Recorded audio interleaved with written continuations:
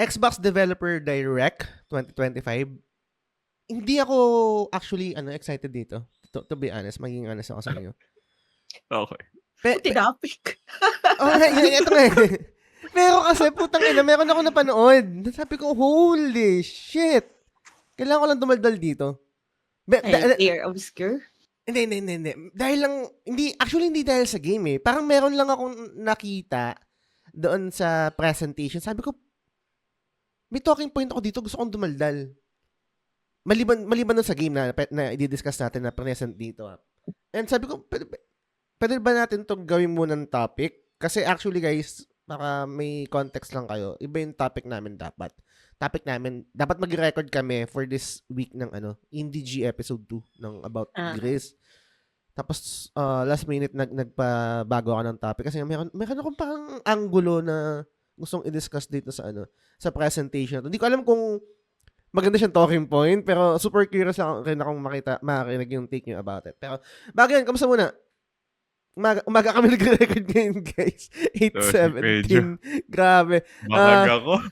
Sensya na, sir. Okay lang. Ikaw, muna. Kamusta? Anong ganap sa'yo? Kulang sa tulog. Anong oras pa kayo natulog? Sige, ikaw muna.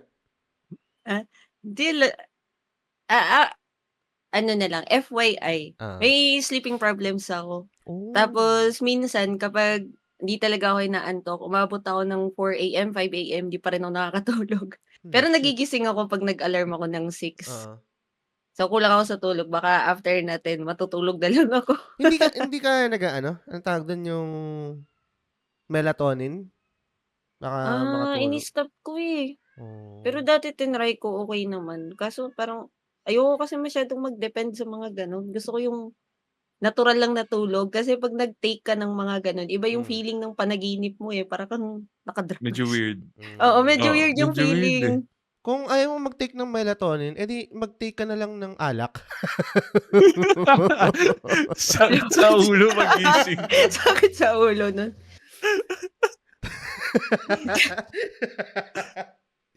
Although, nung medyo bata-bata ako, yan yung ginagawa ko. Nag-aalak ako before matulog.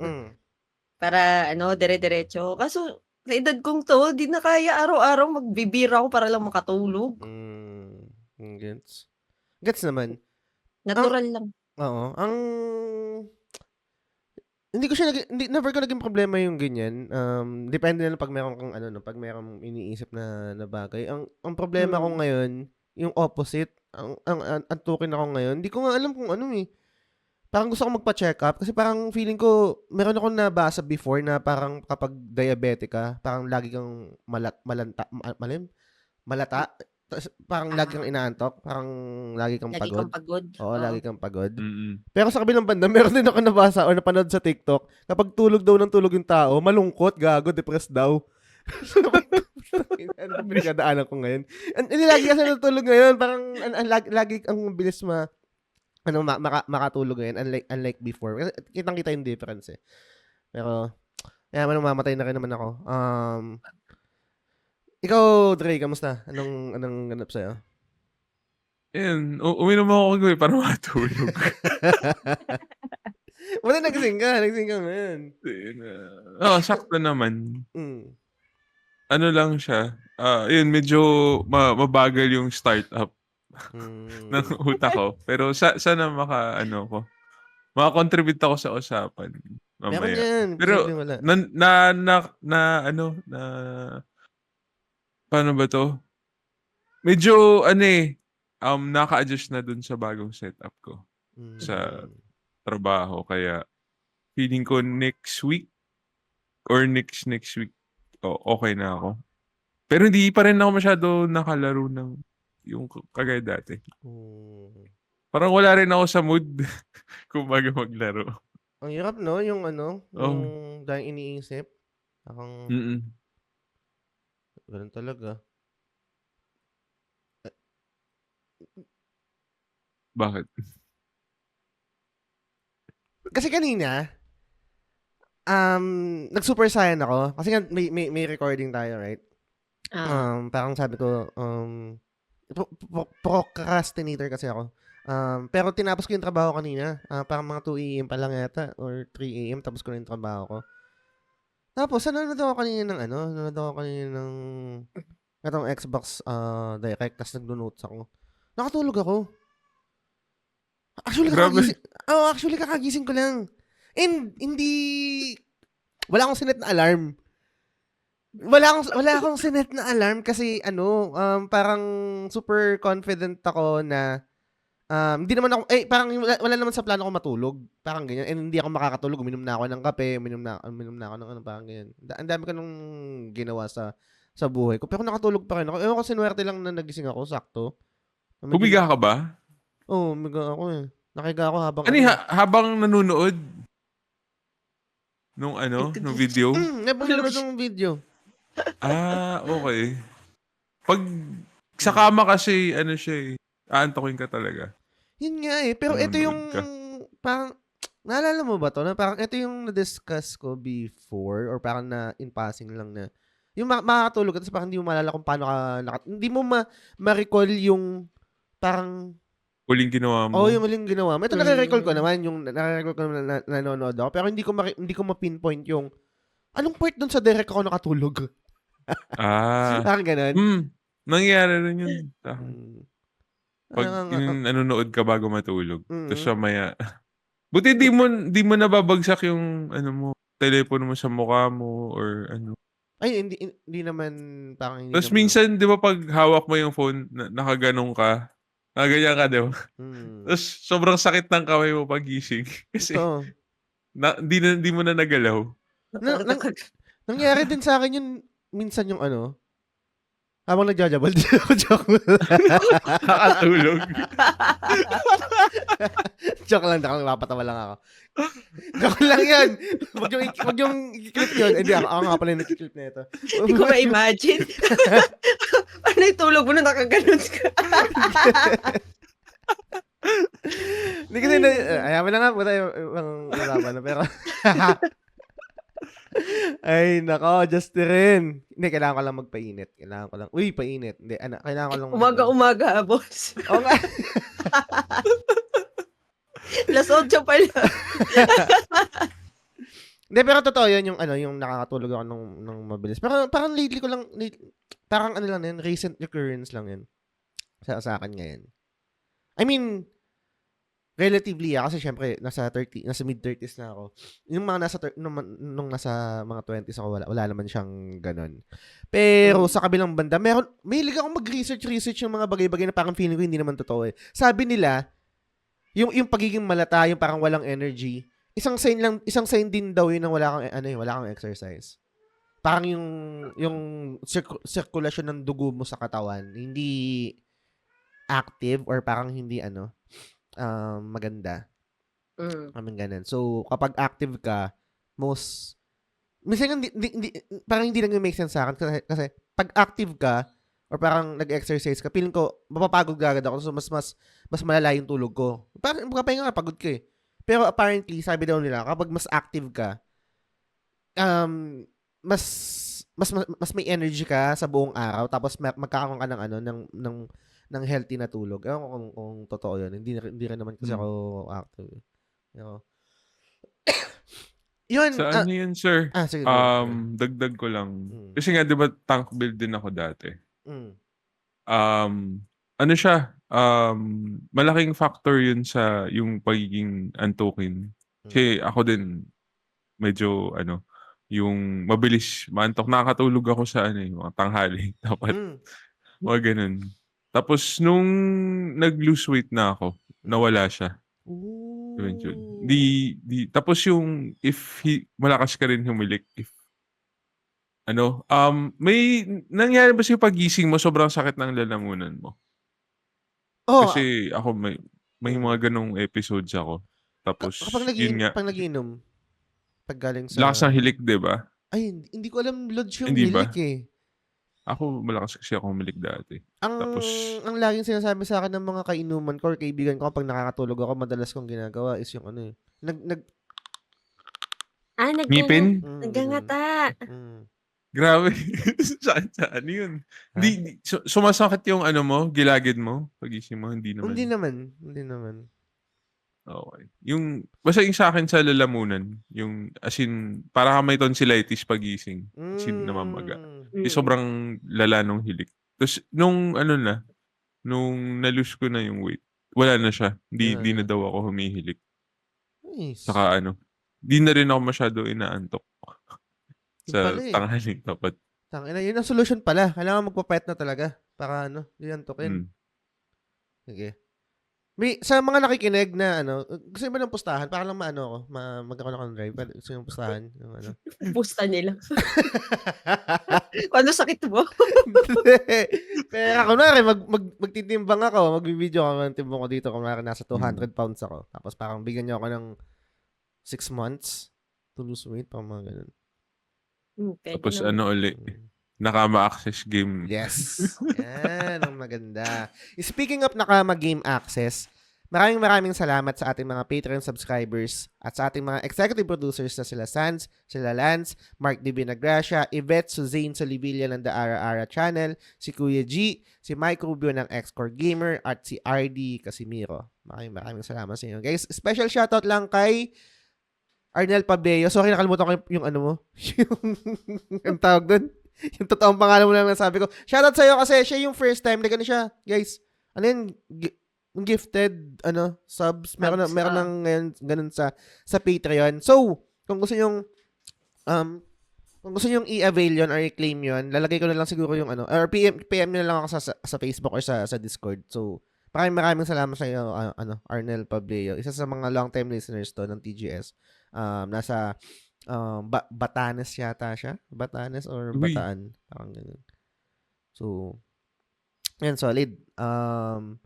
Thank you. And kung Patreon subscriber kayo, meron tayong pre-show, meron tayong post-show na exclusive lang yan sa Patreon.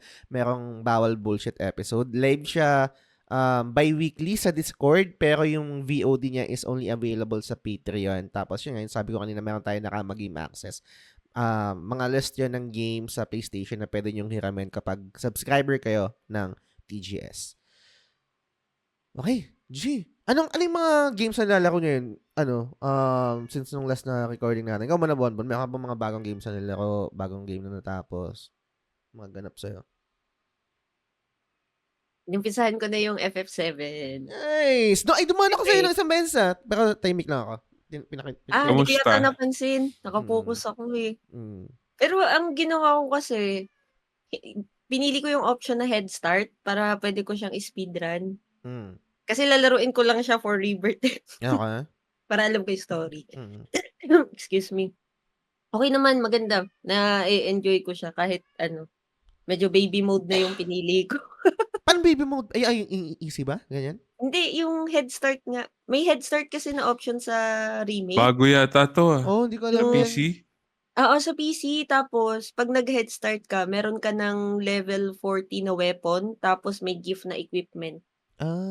So, yung mga early dungeon sa'yo, mabilis mo lang maano. Parang kagabi, huling last ko, chapter 8 na ako eh. Laruin ko ulit siya mamaya. Bilis! Gago, bilis! Speedrun yung option na yun. Para sa mga story lang yung habol. Kamusta yung story? Nagustuhan mo naman? Kamusta? Daming ko nga tanong eh. Buti nga may natatanungan ako habang naglalaro. Kasi may mga di ako na-gets since ang napanood ko lang naman sa FF7 is yung Advent Children, yung movie neto dati. Yun lang. Tapos parang dami kong questions. So baka pag may time pa ako after ko mag-revert, balikan ko yung Crisis Core. Kay Zack. Napanood ko lang eh. Balikan mo din yung OG. Kahit hindi mo nalaruin. I mean, kung meron lang. Papanorin ko na lang. Meron kang recap. Kasi, hindi siya hindi siya yung parang, nag-i-exist yung OG. Kasabay nung remake. Kamusta yung gameplay? May reklamo ako.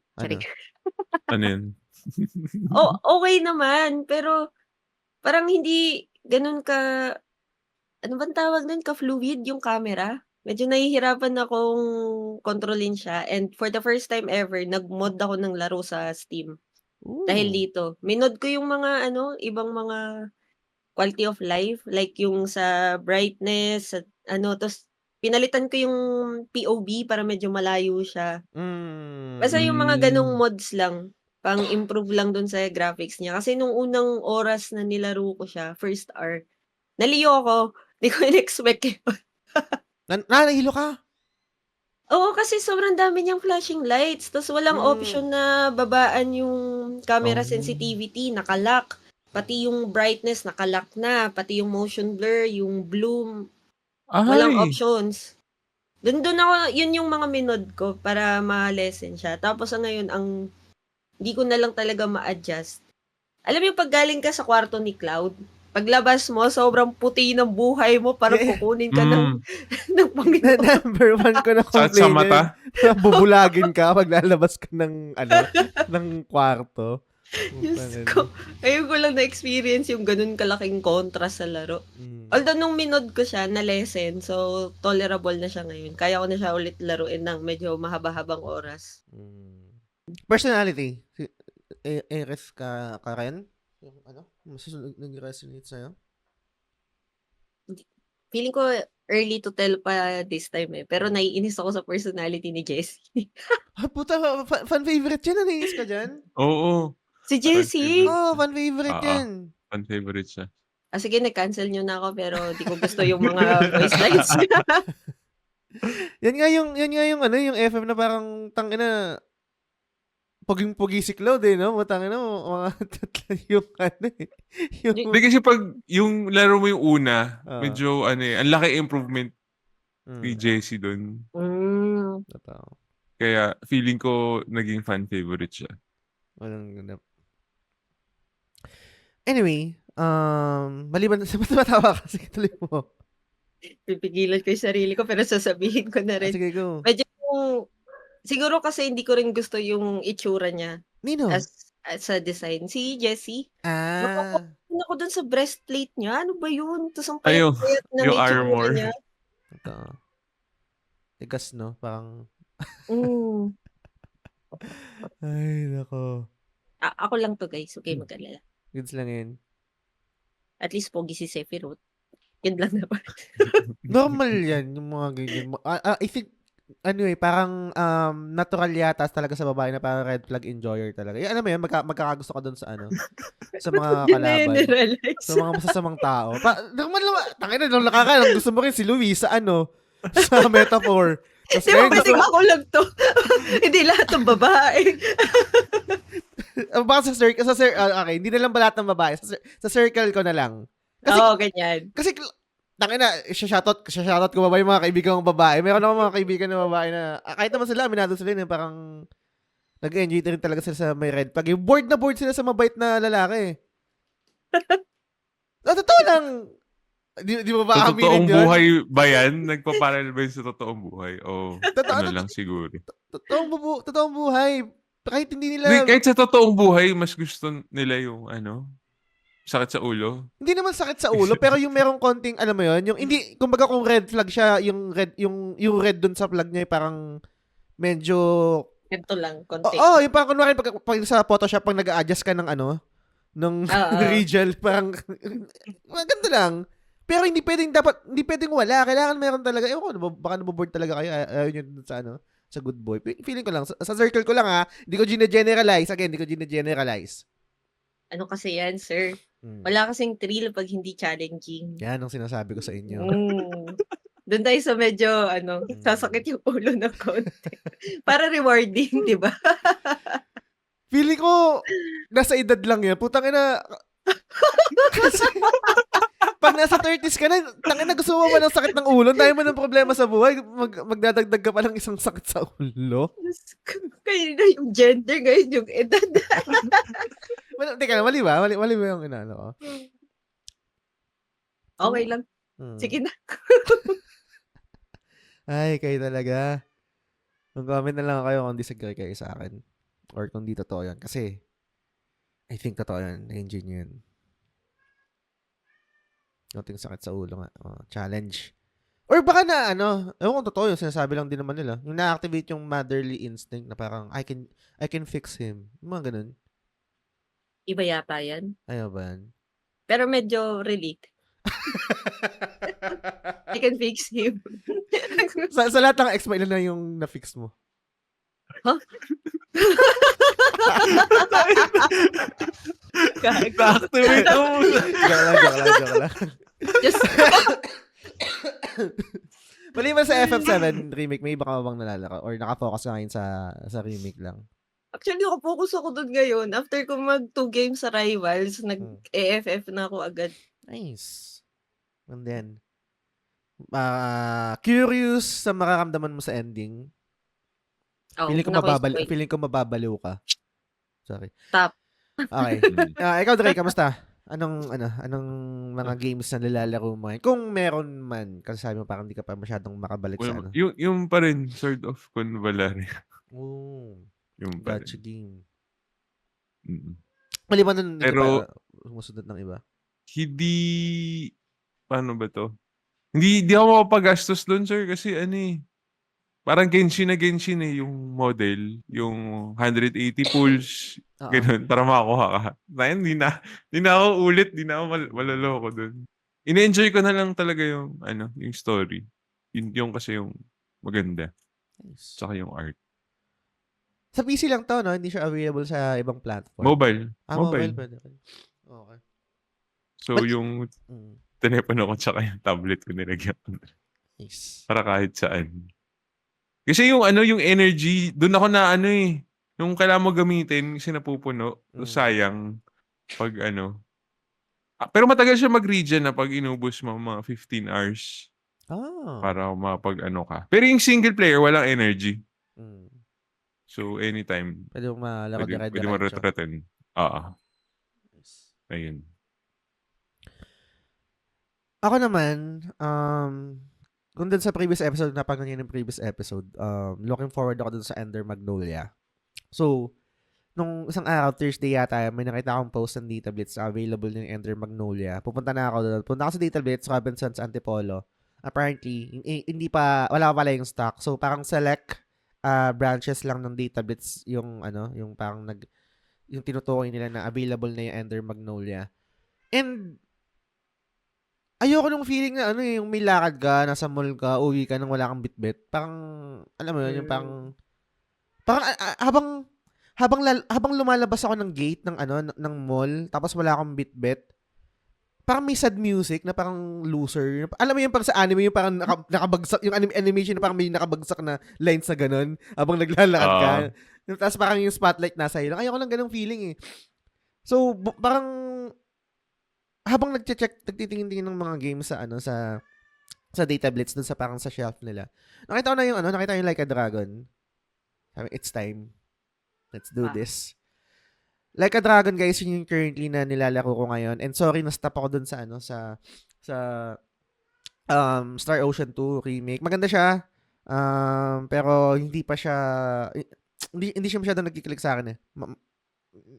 Nakakamdaman ko yun eh kung ano yung game na nagkiklik sa akin. Not necessarily pangit yung game. Hindi ganun yun. Kumbaga, me issue lang yan, skill issue lang.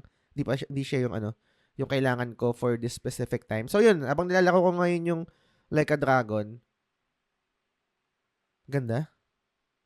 Enjoy ka. 6 hours in pa lang ako. Hindi ko pa na hindi ko pa na experience yung mga sinasabi niyo, yung mga side quest or yung mga bold, yung mga ganyan, yung mga kung anong i-offer ng game. Pero currently yung story na ko and gusto si Ichiban. Gusto ko yung character niya. Para siyang yung may puso na character. Kahit siya yung parang brusco or basagulero dahil nga yakuza siya, parang ganyan. Meron siyang parang yung nag-a-act siya on a certain way, tapos yung parang yung solution niya most of the time, or hindi naman most of the time, parang minsan nag-resort sa suntukan, pero may puso siya. And napaka-interesting. Nag-iisip ako ng isang character or kung mapa-video game man or mapa-TV, anime, na yung protagonist lumaki sa beer house or ano matawag doon. Kunwari yung kasi Ano saan yung bathhouse ba yung tawag sa kanya? Yung kay kay Yung, Ichiban? ayoko sabihin, medyo vulgar yung term eh. Pero, Soapland? Ano ba tawag doon? hindi, yung Pinoy yung Tagalog na term, meron Ah, akong vulgar na term. hindi ba Ayoko beer house sabihin yun? din. Hindi, nagsastart sa P eh. P? P? Putahan? Ay, oo. Putahan. Sinabi ko Parang, na. parang ganun siya eh, di ba? Okay siya. Yung environment na, kung saan siya lumaki. May mga prostitutes, ganyan. Pero syempre, di ba, alam niyo naman yung Japan, right? Talagang, tamang sabihin na kultura na nila yun, di ba? Yung ganun. Legal yung ganun nila eh. Kasi, ang pagkaalam ko basta walang penetration, hindi siya illegal. Yun yung, yung parang batas yata nila. Kaya, yung mga soap house, siya, hindi ka huhulihin. Pero, alam kong bababa pa rin tingin sa'yo eh, ng mga tao pag doon ka nagtatrabaho. Yun nga yung weird eh. Kasi alam ko, correct nyo na lang ako. Siyempre, baka mali ako. yung gantong ganap, deeply rooted siya doon sa konsepto na geisha, I think. Di ba? Yung parang, geisha. Geisha. Yung Geisha. Yun na parang yung babae is entertainer or high-level prostitute. Diba? Yung district yata nila kung saan siya, parang, yun, di ba? Parang red light. Red Kasi light doon din yung, di ba doon nag-originate yung mga geisha? Parang may red light district din. So, tama ka nga. Medyo deeply rooted siya doon. Tapos, ang daming establishments eh. Diba? Saan katutak? Na puro ganun. Tsaka ang galing na, hindi naman to spoiler, and guys, sa mga hindi pa nakakapalya ko nung meron ding isang side quest dito na tinatakal yung prostitution. Yung parang yung gray area. Yung gray area nung kasi, okay lang, sige sabihin ko nga to, hindi naman siguro to, or okay lang naman kung hindi yung trip yung take ko, pero, pro kasi ako na na illegalize yung prostitution. Only because I think kasi nag-exist na siya and imbes na parang i-punish or parang magkaroon ng ganun, yung protektahan na lang sila. Yung parang meron silang rights na, kasi pag na-legalize siya, I think magkakaroon siya ng rights, ganyan. Kaysa yung parang underground sila tumatrabaho na parang hindi sila protected. Pero Naabuso. Naabuso. Ang counter-argument ko lang doon, mahirap lang siya kasi sa atin, corrupt eh. Baka mas lalong abusuhin kapag ganun, kapag pinasukan na ng gobyerno. Pero, wala lang. Gusto ko lang na protected sila and kaysa yung, alam ko kasi nangyayari siya eh. Kahit sabihin mo na illegal siya, nangyayari talaga siya. So, parang ang naisip ko na lang, imbes na magtatrabaho sila ng ganun, naabuso, ganyan, protektahan na lang sila dun sa kung merong laws about them. Dahil pag na-legalize sila, I think, magkakaroon ng mga batas, magkakaroon sila ng benefits. Diba? So, ewan ko, yung ganun lang yung take ko doon. And meron dito kasi sa Yakuza, dun, like a Dragon na, parang bleach, keme-keme na parang gustong i-abolish yung prostitution. Which is gets naman. Kasi parang I think wala naman tama o mali. Parang nasa gray area siya, yung discussion na yun. So, na-enjoy ko yun na hindi sila nag-shy away dun sa ganung discussion. Most likely marami pang ganito, no? Parang commentary tungkol sa society ng Japan. Yep. Excited ako ma-cover nila yung kung meron man yung mga hikikomori, tsaka yung mga middle-aged man na yung pagod na sa corporate job. Overwork. Corporate work na parang trabaho na lang ng trabaho, tapos inom trabaho, parang ganun. May mga ma-cover na ganun. Tsaka yung mga weirdness ng politically correct ba sabihin na weird yung mga Japanese? Yung gusto ko lang ma-discover rin yun dun sa game. Kasi minsan madami, sir. Marami. Weird shit. Kasi meron ako mag-enjoy ka, promise. Meron ako nakita, hindi ko alam kung dito sa Like a Dragon yun kasi syempre meme, 'di ba? Magbabiral. Yung mga naka-pampers na Diyan yun. Ano ito. Okay, sige. Excited na ako ma-experience yun. Pero ang ganda guys, ang ganda ng Like a Dragon, ang ganda ng yung Yakuza Like a Dragon. Gusto ko si Ichiban, gusto ko yung character niya. And sana matapos ko lang siya bago mag Monster Hunter Wilds. Ilang araw na lang ba? 28 yung Monster Hunter, di ba? 5 weeks. 5 weeks. So, May isang buwan ka pa. Kaya yan, sir. May isang buwan pa ako. Gusto ko lang sana siya i-platinum kasi sabi na maganda daw i-platinum pero let's see. Super Natuwa ka ba kung paano na-integrate yung pagka-JRPG niya? Yes, sir. Yung imagination, ang galing, no? Ang galing. And lalo na yung doon sa transition kasi 'di ba sabi natin merong prologue, right? Yung parang introduction. Tapos after nung scene, meron kasi yung pinost na scene na yung nag-inom sila tapos parang ano bang sabi ni Nanban yung isang character na parang kay Ichiban, ano ba yung pangarap mo sa buhay? Parang gusto ko maging hero, ganyan. Tapos parang leveling up as a lifestyle, grinding at 40, ganyan. Tapos after nung scene na yun, doon na siya parang doon na nag-open yung imagination niya. Puta, nagtatransform na yung mga kalaban. Tawang-tawa ako doon. Nag-iba na yung tugtog. Kasi nung una medyo tame pa yung di ba? Yung parang pagiging quote-unquote JRPG.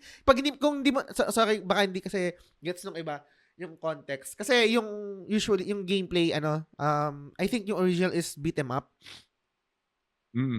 Beat 'em up yung gameplay ng Yakuza. Tapos etong Like a Dragon, doon sila nag-transition ng mala JRPG. And yung integration nila, kung yung paliwanag nila kung bakit naging gano'n na JRPG. Kasi yung bida si Ichiban is fan ng ng Dragon Quest. Gaya ng sinasabi nga ni Dre. So, ganun.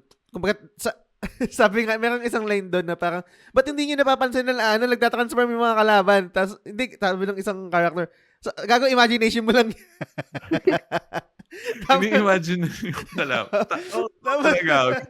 Sabi nung isang character, bakit ganyan ka makipagsuntukan? Hinahayaan mong sapakin ka muna bago ka sasapak. Kasi nga turn-based eh. Ang kulit, magaling. Magaling tong magaling tong ng game. And yun nga, parang kaya gustong-gusto ko din si Ichiban, maliban sa sabi na parang may puso kasi siya. Relatable is one of us, parang ganyan. Yung una-una, weeb. Fan ng Dragon Quest, fan ng JRPG, tapos parang lagi niyang ini-incorporate, yung parang lagi yung mga RPG mechanics, nare-relate niya sa totoong buhay. Ganda, enjoy ko siya. So, yun,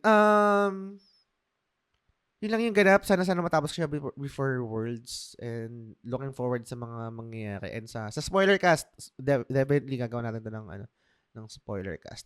So, yun, start na tayo ng main topic natin. Sabi ko, putang mabilis na to. Naka 40 minutes na tayo. Putang yan. 4 lang naman na game to. Actually, tama ba? 4? 4 lang. I-cover natin. So, basta mo na sa'yo, Dre. Ikaw, nagkaroon ka ba ng desire mag-Xbox? Meron. Meron ka hanggang ngayon? Last year bala ko sana bumili. Pero naudot due to mga ganap sa buhay. Sa expenses kaya hindi na. So, hindi ko kasi sa Game Pass na lang ako. Hindi ko kasi maintindihan. Ang tatanong ko kasi, and then kay Bonbon rin, parang kung meron ka namang PC or parang yun na yung main platform mo, is there an incentive to own an Xbox console kung main player ka na rin ng PC? Kasi parang di ba nagiging available naman yung games sa merong console exclusive yata. Hindi ko maalala. Pero meron kasing mas malaki yung library ng Game Pass pag Xbox. Meron kasing PC Game Pass, tapos meron yung Xbox, parang siya, premium subscription. Mas malaki yung game, mas madaming games. So, feeling ko yun yung draw nun. Gets. Pero naka-Game Pass ka ba ngayon? Currently? Sa PC. Nice. Yung 150 pesos yata siya per month. Sobrang sulit nun. Sulit nga yun, no? Bang for the buck talaga, yung mga games. Ikaw Bon, ka ba? Naka-Game Pass ka ba?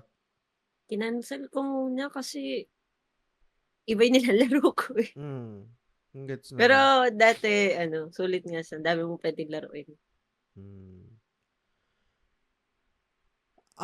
Nag-Game Pass ako dati, I think may nagregalo. Si Arnold Pableo rin yata yan. So, shoutout sa'yo, sir. Ang nilaro ko doon, ang tanay ko is yung Ito yung remake ng Dead Space yata. Ay, hindi remake. Yung original yata. Kasi parang merong EA Keme-Keme rin eh. Yung, kung tama yung memory ko. Yung mga EA games, EA may games. partnership yata sila eh. Tapos yung Ori, nilaro ko din doon. Pero, alam mo, nag-revert din talaga ako. Nag-revert pa rin ako sa PlayStation. Pero, gaya nung sabi natin kanina, wala, parang, at least sa akin, wala akong hype dito sa Xbox Developer Direct. Only because, meron na kasi akong notion na kung ano man yung ilalabas ng Xbox, lalabas din siya sa lahat ng platform, mapa PC man yan. Recently, pati nga sa PlayStation, lumalabas na rin eh. Kahit yung mga exclusives nila. Kahit yung Indiana Jones, I think lalabas yun sa, diba? Sa PlayStation na. And kaya ganun lang. Kumbaga parang, kaya ako curious malaman kung parang, ano ba yung, meron pa bang incentive to own an Xbox? Parang ganyan. Siguro kung wala ka pang console. Kung wala ka pang hindi ka pa part ng ecosystem ng PlayStation or ng Switch or ng PC, parang first time mo, sige, ganyan. Pwede mo iregalo yung Xbox tapos meron ng 1 year na subscription sa Game Pass. Super sulit nun, I think. Oo. Diba? Tangina, all set ka na ng isang taon. Pero ako, hindi pa talaga eh. So, ganun lang. Kayo ba, meron ba kayong may buzz ba sa inyo tong direct? Or parang may hype man lang? Sa community lang natin eh. Doon ko lang din na nalaman yung direct niya. Kayo sa inyo, Bonbon, dyan sa RP, sa Respawn Point, mayroon bang buzz or discussion man lang about it? Wala parang nitong week mas nakaabang yung mga tao dun sa Rebirth eh. Kasi di ba majority naman dun sa server, PC gamers. So nung pagka-release niya, yun yung mga pinag-uusapan. Rebirth, pati yung beta test ng Wilds. Pero dito ko nga, alam mo, nakita ko lang to nung shinare siya sa Messenger eh. Doon sa GC natin, yung Xbox Direct. Tapos nung sinabi mo na, ay, palitay topic, ito na lang. Is it because, talaga tayo, hindi tayo Xbox country? Walang ganun. Feeling ko rin. Pwede. No, kasi, rooted tayo sa PS eh. Sa PS, tas PC, yung mga tao dito. Wala parang, ewan ko. Sorry, sana may listener. Kung meron mang listener na talagang Xbox fanboy, sana mag-comment kayo. Super curious rin. Ang last na nakilala ko na parang Xbox fanboy is si Drew Rivera. I'm not sure kung naka-ano yun na siya. Pero minsan nagko-comment siya sa Discord. Pero yun, wala eh. Other than him, wala eh. Pero, discuss natin naman bilis. Pasadahan natin yung mga games na nirelease dito sa direct na to. Unang in-announce or unang pinakita is yung Ninja Gaiden. So, Team Ninja to, guys. I think 10 years, ulit yung sinasabi, 10 years na stagnant yung IP, tapos ngayon lang ulit sila maglalabas. And ang pinaka-surprising sa akin dito, and super, I think, hype ako, not because of the IP itself, pero yung partnership sa Platinum Games. Yun talaga. I can say kasi 1 and 1A pagdating sa action na hack and slash. Platinum Games tsaka Capcom lang yung yung parang naglalaban sa trono nito. Wala akong iba, ewan ko baka hindi lang ako ganun ka-knowledgeable, pero Platinum Games tsaka yung Capcom Devil May Cry. Doon ako super excited. Tapos yung nakita kasi yung gameplay, hindi ako fan ng Ninja Gaiden, hindi ko nalaro yung mga previous Ninja Gaiden, pero lagi ko lang naririnig sa community and then kay DP1 parang mahirap daw yung Ninja Gaiden. Kayo ba may experience pa sa Ninja Gaiden?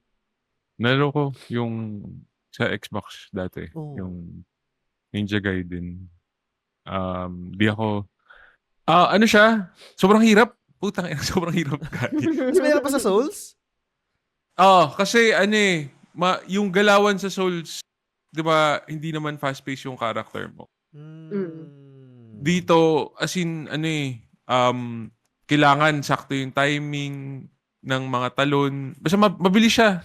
Kasi ninja ka nga, 'di ba? Mas mabilis siya kaysa sa Sekiro pa. Kasi kung if na nalaro mo yung Sekiro. Kaya, ako, mas pikon na ako sa Ninja Gaiden nung ano siya, yung mababa, mura ako na mura. Yun lang naalala ko.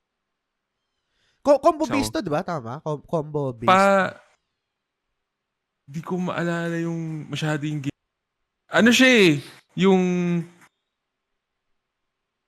paano ba to? Nalaro mo ba yung Shinobi sa PS2?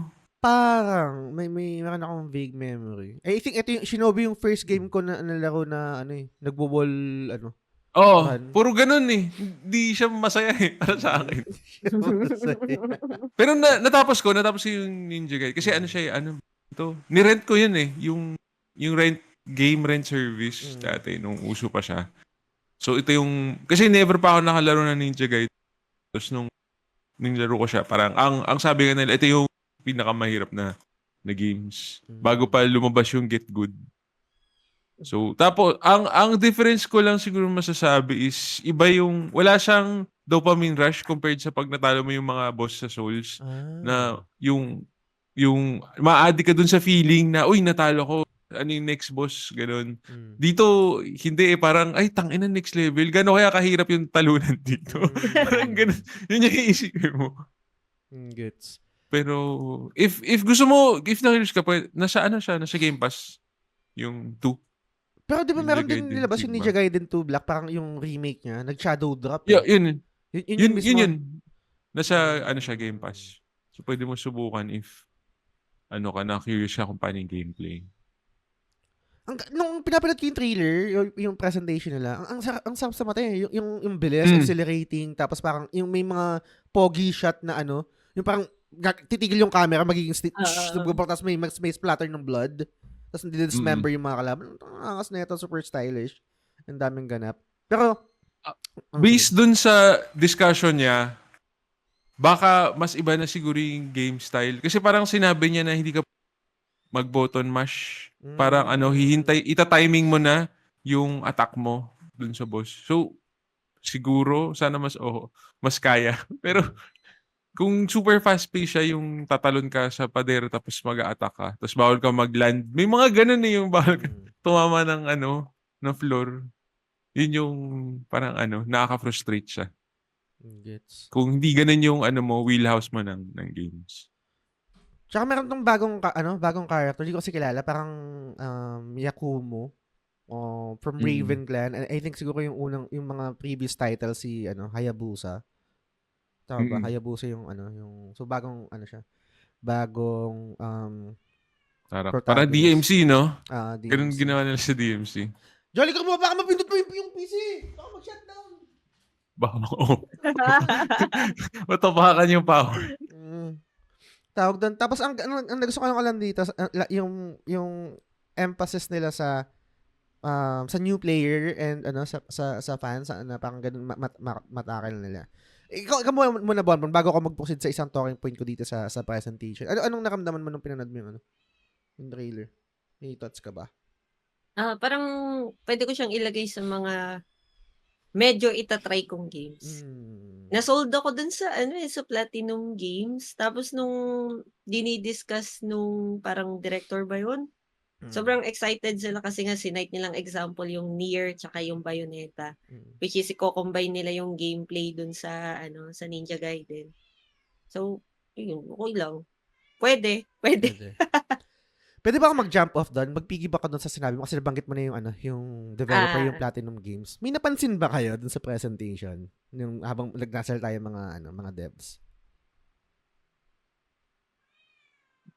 Alam kung pareho tayo na naisip. May mga still shots na pinakita sa concept art eh. Tapos reminiscent siya sa Nier Automata.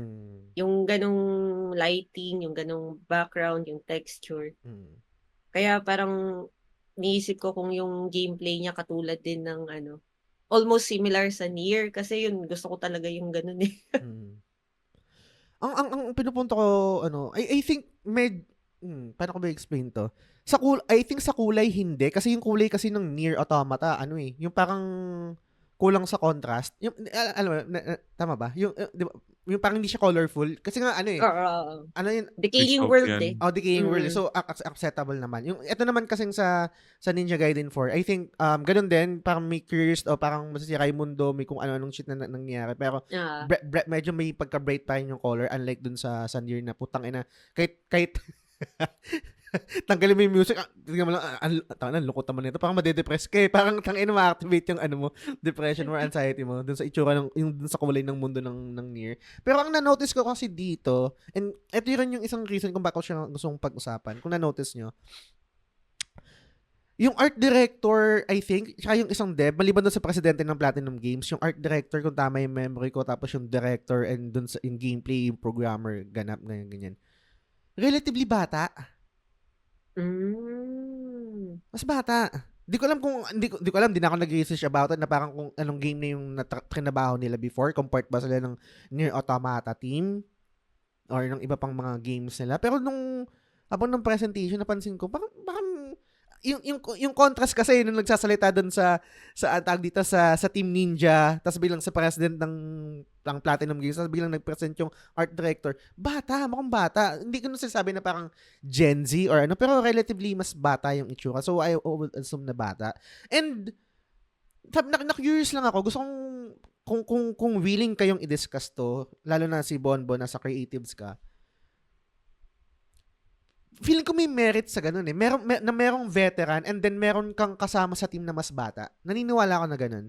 I think yung kahit minsan nagkikringe ako sa mga Gen Z, I think yung Gen Z ngayon is mas matapang to try other things.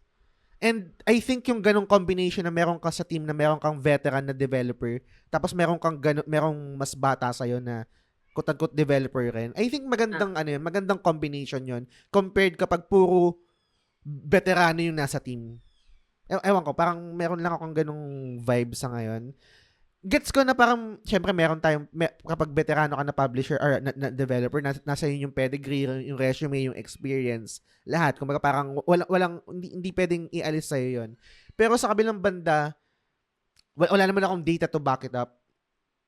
Logic-wise, I think magandang move na meron kang mas bata sa'yo na I think mas makakapagbigay ng fresh ideas. Yun kasi pumasok sa isip ko habang pinapanood yung mga developers. Tapos parang bata na ito. Anong thoughts nyo doon? Ikaw muna, Bonbon, dahil nasa creatives ka rin, I think. Di ko pinansin yun. I mean, hindi ba normal sa game, sa mga ganito na may mga parang I think relatively bago or medyo middle age? Siguro kasi itong developer direct, so mas visible yung mga devs unlike kapag nagpe-present yung iba. Kaya mas ngayon ko lang siya na highlight kasi before hindi ko alam yung itsura ng mga developer. Bata ba sila? Name lang yung nakikita ko, minsan nga wala pa. Pero ngayon kasi pinakita yung alam mo sila yung nagsasalita. Kaya na-highlight ko yung itsura nila. Ay parang medyo mas bata to ah. So parang doon tumakbo yung isip ko. Ewan ko, parang na ano lang ako doon sa ganung ganap. May merit ba 'yon? Do you think may difference ba 'yon na parang kapag mas bata ka, may iba yung generation mo? May merit na kaya mong magbigay ng new flavor, new ideas sa team or kaya rin naman ng mga matatanda yan katulad ko? Di ko sinabi si Dre ako na lang. Nakainis. Parang kanina ka pa nagsi-stereotype sa edad. No, hindi ba anong thoughts mo doon? Feeling ko, hindi naman nila basta-basta makukuha yung ganung project kung wala silang napatunayan. Wala silang portfolio to back it up. Kasi, wala ganun talaga yung natural course ng industry Magre-retire yung mga veterans. So, kung hindi nila ipapasa yung knowledge nila sa mga younger generation, sino magtutuloy ng ganung practice? Tsaka okay naman yung trailer, kaya parang I did not mind dun sa age. Kasi yung mga di ko alam kung tama yung memory ko ha. Pero if I remember it correctly, nung nag-search ako about sa Marvel Rivals, ganitong age range din yung mga devs nila So parang may merit na kapag gantong edad, gantong edad, sinample ko yung sarili ko. Hindi, pero ano kasi, yung mga I mean, younger generation na lang, mas gamay natin yung pop Technology. culture ngayon yung technology So parang, mas alam natin paano siya i-apply sa mga games, sa mga dine-develop natin.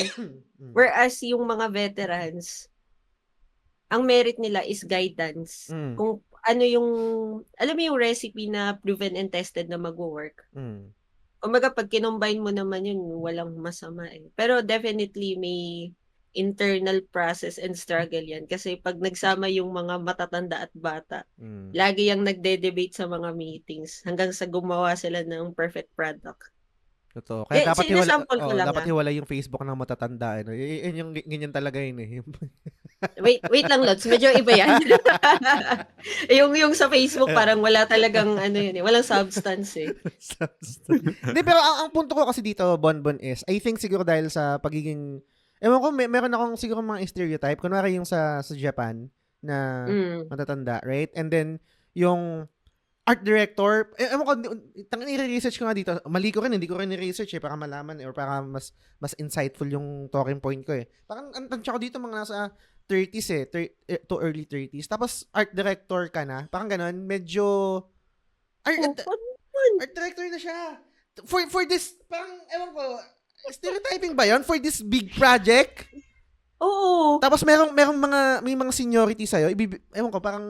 Boss, sa creative industry, hindi ko basta-basta magiging art director unless may napatunayan ka. Definitely, meron siyang project na nag-push sa kanya para maging art director at that age. Yun nga. Yun yung sinasabi ko. And hindi ko sinasabi na pangit yun. Doon nga ako, gusto ko nga yun Pero ngayon ko lang kasi ngayon lang, I think, dahil nga ngayon ko lang nakita.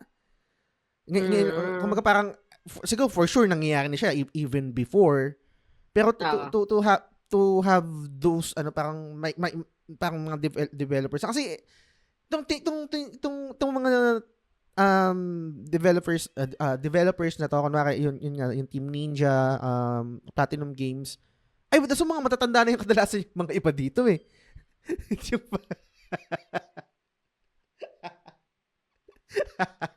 Tapos meron silang tawag dito yung kunwari yung mga sikat na developer, kunwari sila Kamiya, ganyan, kunwari si Miyazaki, ganyan. Di ba relatively medyo mas edad na sila. Sila yung parang nasa head, nasa taas, right? Tapos yung sinasabi mo na sila yung mag-guide din sa mga mas batang developers.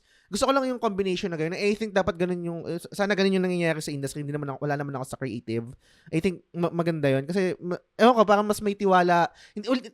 Let me back up. May tiwala ako dun sa mga veterano. Veterano na yun experience na yun Pero ang mas matutuwa ako kung sakaling meron silang mga new blood dun sa team nila. Kasi I think, kahit naiinis ako minsan at nag-cringe ako sa mas batang generation, I think mas matapang sila pag meron silang bagong ideas.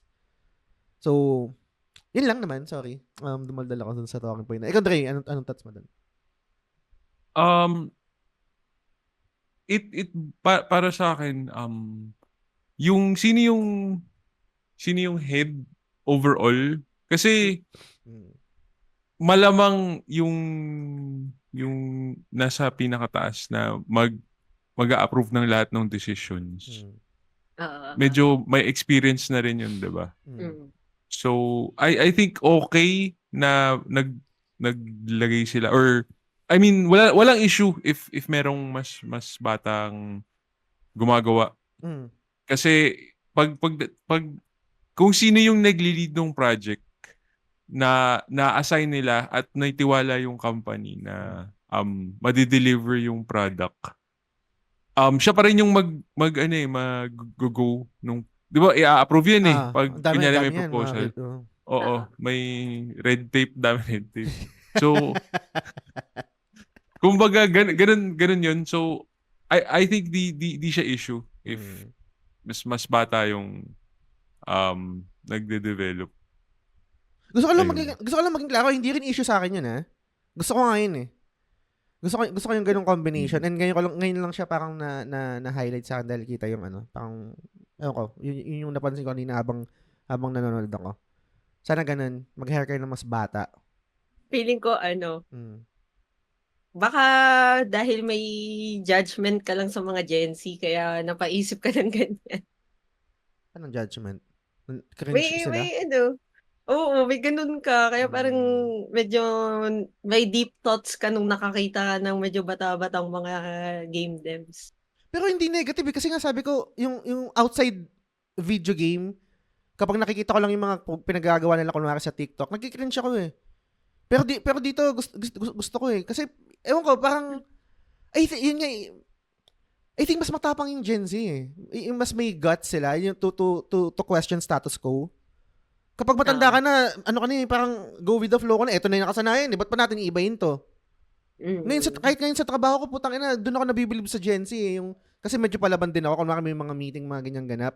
Sila yung may guts to question, yung status quo and to change kung may pwedeng baguhin eh. Yung mga maugat na sa industry, kadalasan, hindi nakasanayan eh. Tangina, ba't babaguhin yan? Kahit hindi maganda, kahit may nakikita kang maganda. So, doon, I think, commendable yung Gen Z sa experience ko. Kaya, nung nakita ko yun sa sa presentation na itong Platinum Games, lalo na bagong, parang revival ng isang IP, nagustuhan ko lang yan. So, shoutout sa iyo sa mga Gen Z. You do you. Saka, depende siguro yun kung gaano sila ka-passionate dun sa ginagawa nila. And I think, yung devs nito, mahal nila yung franchise eh. Based dun kung paano nila in-explain at paano yung gano'ng ka-detail. Parang siya eh, parang yung mahal na mahal nila yung IP. Which is a good sign. Kasi pag yung, alam mo yun, yung pinasa lang sa'yo yung project, yung may umalis, ikaw na mag-take over nito. Mas iba yung 'diba? Yung drive mo kung ba't mo siya ginagawa. Ayun. Totoo yung magpigib ako ng mabilis. Naalala ko lang kasi na-discuss rin namin to dati ni DP1. Si DP1 kasi nasa creative din, art director siya. Hindi ko alam kung saan, kung pang sa commercial or kung ano. Basta alam ko art director siya. Na-discuss namin to before yung pagpasa ng project. Nakakaurat daw kasi talaga yun. And ako din, kunwari, nabigay ko na example is kunwari si Tabata. Kumbaga parang hindi mo naman baby yan eh. Kunwari hindi niya baby yung Crisis Core, hindi niya baby yung Parasite Eve, hindi niya baby yung Final Fantasy 15. Pero siya yung trumabaho nun. Kung di kayo familiar, kunwari yung FF15, unang trabaho nun kay Nomura. Siya yung nag-conceptualize, siya yung baby nun, siya yung brainchild yun ni Nomura. Tapos biglang pinasa kay Tabata. I think ganun din sa mga projects, right? Yung parang hindi ko nung project to, hindi ako yung nag-conceive na itong idea na to, pero ako yung tatrabaho, ako yung tatapos. Merong certain level of Jolico! Certain level of Jolicore. May certain level of responsibility and nagbe-make sense ba na parang hindi galing sa'yo. Mas, may extra level of difficulty yan. Ganyan din ako eh. Baguhin mo from scratch, which is depende din kung papayag yung company, di ba? Anyway. May last thoughts pa ba kayo dito sa Ninja Gaiden bago tayo mag-proceed? Goods na. Shadow Drop, ito, shoutout. Shadow Drop, Ninja Gaiden 2 Black, available na siya, all platforms. And ito pa pala, kasi last talking point ko na dun sa, later on sa id Software. Tapos, pinakita rin yung, ng South of Midnight, Compulsion Games. I think na-discuss namin to before ni Sky. Third-person adventure game. Tapos, medyo stylized yung art style niya. Tapos, ang ganda ng skill. I think interesting. Weaver siya. Nagtatay-tay, ganyan-ganyan. Tapos, may concern lang ako. Hindi ko alam kung napansin nyo to. Merong mga cut scenes. Alam ko na-discuss ko to kay Sky before. May mga cut scenes na low FPS. Hindi low FPS yun. Stop motion yun. Yung stop style. motion. Ganun talaga siya. Hindi siya yung sa performance. Sa performance. Yun talaga yung style niya. Napansin ko rin yun, ba't parang iba? Oo. Hindi siya fluid. Tapos parang, feeling ko parang storytelling medium nila yun. Yung stop motion. Which is, ako naaliw ako kasi yun nga, naalala ko yung Nightmare Before Christmas. Ganun eh. Yung style. Pero kasi, Dre, merong disconnect eh. May disconnect nun parang pag nakikipaglaban ka, syempre hindi na siya stop motion, right? High frames na. Tapos yung ibang mga usap-usap high frames. So, meron lang certain cutscenes na yun nga nagiging stop motion siya. Ang nabigay ko na example dito dati kay siguro baka bago lang kasi hindi ko pa siya na-experience first hand. Nung nanood ako ng Spider-Verse, hindi bago rin ako eh. Pero kasama kasi siya sa storytelling. Kung maalala niyo yung Spider-Verse pa yung pinakauna. Yung pinakauna. Kay Miles Morales. Okay, kay Miles Morales. May mga parts na low FPS siya eh. 'Di ba? Yung parang yung kahit naman pag nilaro niyo doon sa Spider-Man PS4 tapos pag ginamit niyo yung costume ni Miles Morales, iba rin yung frames niya eh. Totally. May ganun 'di ba? Yung pag suot yung costume, ang konti ng frames doon sa character mo pero yung environment mo ang taas, mabilis. Meron siyang konting disconnect pero I think masasanay naman kasi yung yung mata kapag matagal na. Feeling ko yung cutscenes na to, baka parang sa Wukong. 'Di ba sa Wukong pag start ng chapter may cutscene siya. Tapos iba-iba siya per chapter eh, iba-ibang style. Baka parang ganun yung approach. Para hindi ka masyadong ma-disconnect. Kasi medyo Sorry, Dre, napuputol ka yung audio mo. Ay, sorry. Na-imagine ko yun, kunyari naglalaro ka, tapos may kinausap kang character sa world, tapos bigla naging stop motion. Medyo ang pangit ng feeling nun. So feeling ko may certain points lang sa game kung kailan siya gagamitin. Sana ganun, para hindi, pagpapalit-palit, putang ina, sakit sa matanan, lads. Oo. Sakit sa matanan, pero maganda, gusto ko yung stylized. Tangina, baka mismo DEA na naman yun eh. Tangina, ayusin yung buhay niyo ha. Poking ganun yung bida, sabihin niyo naman. Pero ikaw, Wanban, anong thoughts mo nung nakita mo tong game? Hindi ko siya trip. Ano siya trip? Okay. Bakit? Sorry. Gusto lang. Bakit mo siya trip? Pinanood ko naman, pero parang wala akong internal drive para i-try siya. Although maganda naman yung graphics niya, okay naman yung Di ko lang siguro trip yung mga gantong story. Parang easy kayo siya, di ba?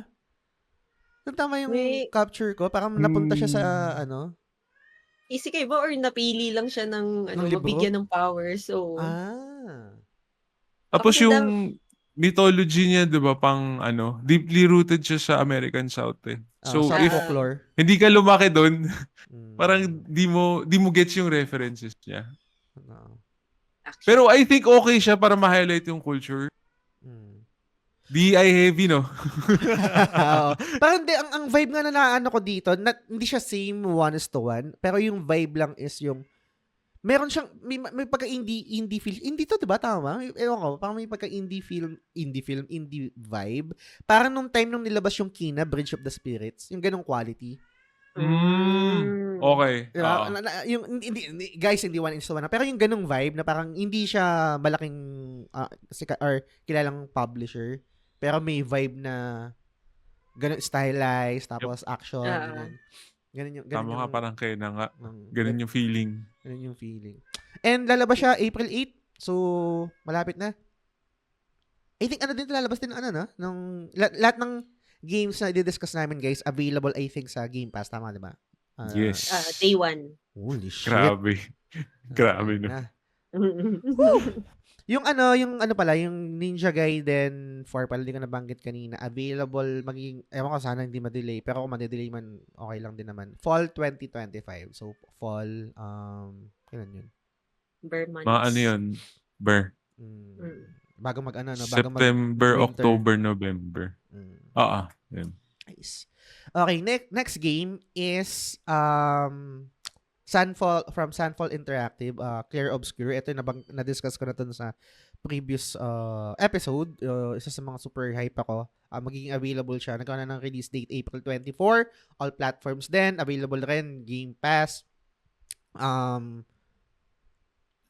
Shoutout ko lang, Lods, kasi dito ako medyo putang ina, parang alam mo yun, yung nagising ako dun sa habang pinapanood ko. May world map. May world map siya, guys. Yung usual, kung I don't think na parang mag-resonate sa inyo kung hindi kayo JRPG fans. Yun kasi yung kadalasan na nawala na. dito sa sa gantong genre. And yung world map kasi guys, yung kunwari biglang, di ba meron yung actual na world kunwari pupunta ka ng towns. Yung world map is yung, paano ba explain yun? Yung, iba siya dun sa mismong actual na ganap nung game or location ng game. Meron pang isang location na tapos mala JRPG talaga na parang old school or old style JRPG na meron siyang world map, meron mga towns, meron mga location, tapos magta-travel. Ewan ko, parang sana maging success to, sana mag-success siya, sana maganda yung game. Kasi ramdam na ramdam ko yung passion ng developers, not only doon sa product nila, pero yung passion nila bilang JRPG fans. Mm. Diba? Parang, pati yung presentation nila, yung, how they tell stories or parang speak about dun sa genre na parang, aware sila na wala na eh. Aware sila kung ano yung nami-miss ng mga tao sa JRPG dahil for modern fans, modern gamers, or modern audience, ganyan-ganyan. Alam nila kung ano yung nilolong ng mga fans na katulad ko eh. And yun yung napansin ko doon. Syempre pero I'll be honest, skip ko na yung iba kasi ayoko na ma-spoil. Bibiling ko na 'to eh. Ayoko nang makita yung iba. Matik Oh, ba? matik na 'to. Ayoko nang makita, ayoko na yung mga story ganyan. Nung nakita ko na yung nakita ko yung isang hype ako dun sa yung gameplay. Pinanood mo, oo. Okay na. Ako rin eh. So, medyo nabenta na rin ako eh. Pari, tsaka dodge, Oh. mechanic. Ay, nako. Release date niya guys is April 24. Reactive turn-based system. Ito yung notes ko dito. Tapos all platforms rin. And yan, day 1 sa Game Pass. May ibang thoughts pa kayo bago ako mag-proceed sa next game? Last game pala. May thoughts ako. Sige, go. Di ko alam Sige. kung na-pick up nyo. Pero kasi nung pinanood ko tong direct, actually yung ibang mga games, in-skip ko. Okay. Kasi ito lang yung tinuloy-tuloy ko, tong yung Ninja Gaiden tsaka itong Clear Obscure. Tapos nakaka-touch yung story nung founder nung Sandbox. Ooh. Kasi ang kwento niya, may naisip siyang laro, gusto niyang gawin. So, ang ginawa niya, naghanap siya ng developer. Yung developer niya, nag-quit kinabukasan sa work niya para gawin to. Ibig sabihin, yun pa lang yung mga signs na yung mga devs nito, gagawin nila to with 100% passion and the gamers in mind. Tapos may sinabi pa siya na parang ilang beses nilang tinitest, tapos nag-hire sila ng mga JRPG gamers talaga, mga fans. So, parang dun pa lang na-solve na ako. Kasi indie game to. Tapos di ko alam kung tama yung memory ko, pero di ko sure kung yung CEO nila, yung mismong founder, galing ng Ubisoft or what. Pero parang may someone sa kanila na galing Ubisoft, tapos ito, nag-found ng sariling game. Pero ang angas ng ganong kwento ng ng magpa-found ka ng company para to gawin pursue yung vision mo. yung vision mo na laro na gusto mong makita na wala na ngayon. Parang ganun yung dating sa akin eh. So, sinking ship na rin daw ako sa Ubisoft. Nagkiwalas. Joke lang, Ubisoft. Love you guys. Sorry. Joke lang. Hindi, pero ang parang may pera kaya to? Kasi parang feeling ko yung mga gantong ganap, tangina kaya mo lang sumugal kung meron kang backup na pera, putang ina, alam mo yun, susugal ka sa gantong project. Hanap buhay mo yun eh. Parang ang hirap nga eh. May pamilya ka na ba? Responsibilities mo? Ilang buwan, kunwari kung may savings ka man, ilang buwan yung kaya kang buhayin ng savings mo? Ganun yung mga pumapasok sa isip ko sa mga gantong tao na sumusugal sa gantong project. Holy shit. Pero very commendable yung ginawa niya. Malay nyo, depressed na siya dun sa isa niyang developer job. Kaya nung may opportunity, umalis na siya. Malay nyo lang naman. Sana pero shoutout. Oo nga, good shit yun. Thank you for pointing that out. And, yun. Commendable yun, yung mga ganun, yung pinupursue yung passion. Shoutout sa inyo, guys. Sana maging successful kayo. Ikaw, Dre, meron ka pa? Or ikaw, Bonbon? Last game na to, yung sa id. Sige, proceed na tayo. Proceed na tayo? Okay. Okay, so sa id Software, putang ina, I think first time kong ma-hype sa first person. na high octane na yung ganda shooter ganyan kasi kunwari naglaro naman ako ng wala naman akong issue kapag first person yung kunwari sa Resident Evil mga ganyan. Naglaro rin naman ako ng Valorant, naglaro rin naman ako ng Counter Strike before. Pero ngayon hindi na kasi siya kumbaga wala na siya dun sa top priority ko kapag may mga games na ganito. And alam ko rin naman yung pedigree ng ng Doom. Pero I think kung bakit ako na-hype maliban din sa mga presentation nila is yung ang galing ng pagkakabenta na kunwari kung yung Doom 2016 is run and gun. Tapos kung yung Doom Eternal is ano ba yan? Parang may Jump and shoot. Grab and shoot. Eto tank ka naman. Pang bulldozer ka na. So, doon ako na-hype na parang okay. Doon din ako nabenta. Diba na parang okay, hindi siguro ako dito may hilo, hindi ako kasi yung mga movements, etc. Kasi, diba parang medyo may weight doon sa katawan mo, doon sa mga equipments, doon sa mga baril mo, doon sa yung sa shield mo na parang ang daming gana, pwedeng tawag dito, pang shield, pang protect, kasi pwede yung pang atake. Doon ako na-sold dito. Maliban doon sa iba, wala na masyado eh. Kasi parang wala akong resume or parang wala akong experience sa Doom. So, ikaw Dre, bago ko si Bonbon, ikaw muna dahil na-hype ka din sabi mo. Anong thoughts mo dito sa Nalaro ko yung 2016 eh. Natuwa ako sa kanya. Meron ako ng Doom Eternal na sa library ko pa. Hindi ko pa nasimulan. Pero binili ko siya sale eh. Kasi mga 400 lang yata yung dalawang games. Mahaba yung kwento nun eh. Natuwa rin ako kagaya dun sa reason sa sinabi mo. Kasi lately, yun nga, ginigage ko pa if may hilo ko dito or hindi. Yun yung base yan if maglalaro ko ng FPS.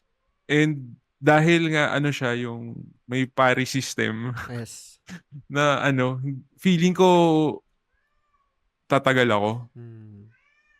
Kasi paano ba yun? Naaliw ako dun sa may mace mo flail. May flail eh. Yung pwede mo i-counter pag na-block mo. Tapos siya, gumagana siya sa lahat. So pwede mo, yun yung feeling ko may mga gagawa na melee mode only, ganun, na runs. Which is nakaaliw siguro kung kaya nila. Pero, tsaka ang ganda ng music, no? Yung, alam mo yun, yung parang heavy metal, no? Parang hype na hype ka. Hype na hype ka. Parang punong-puno ng testosterone yung game. Parang ganun yung, Tapos, yung setting niya, medieval pa. Kaya, ang galing... Prequel daw to ng Doom 2016.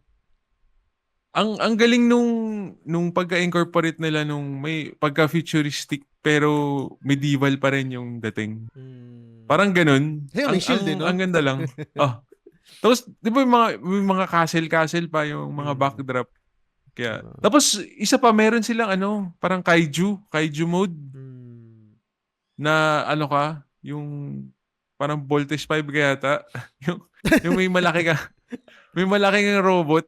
Tapos, kalaban mo yung malaking demon. Tapos, ang pagka sabi nila is, hindi daw siya parang, lang, feature na, yung hindi pinag-isipan, yung parang nagdagdag lang. As in, fully fleshed out daw yung system nung mga kaiju battles.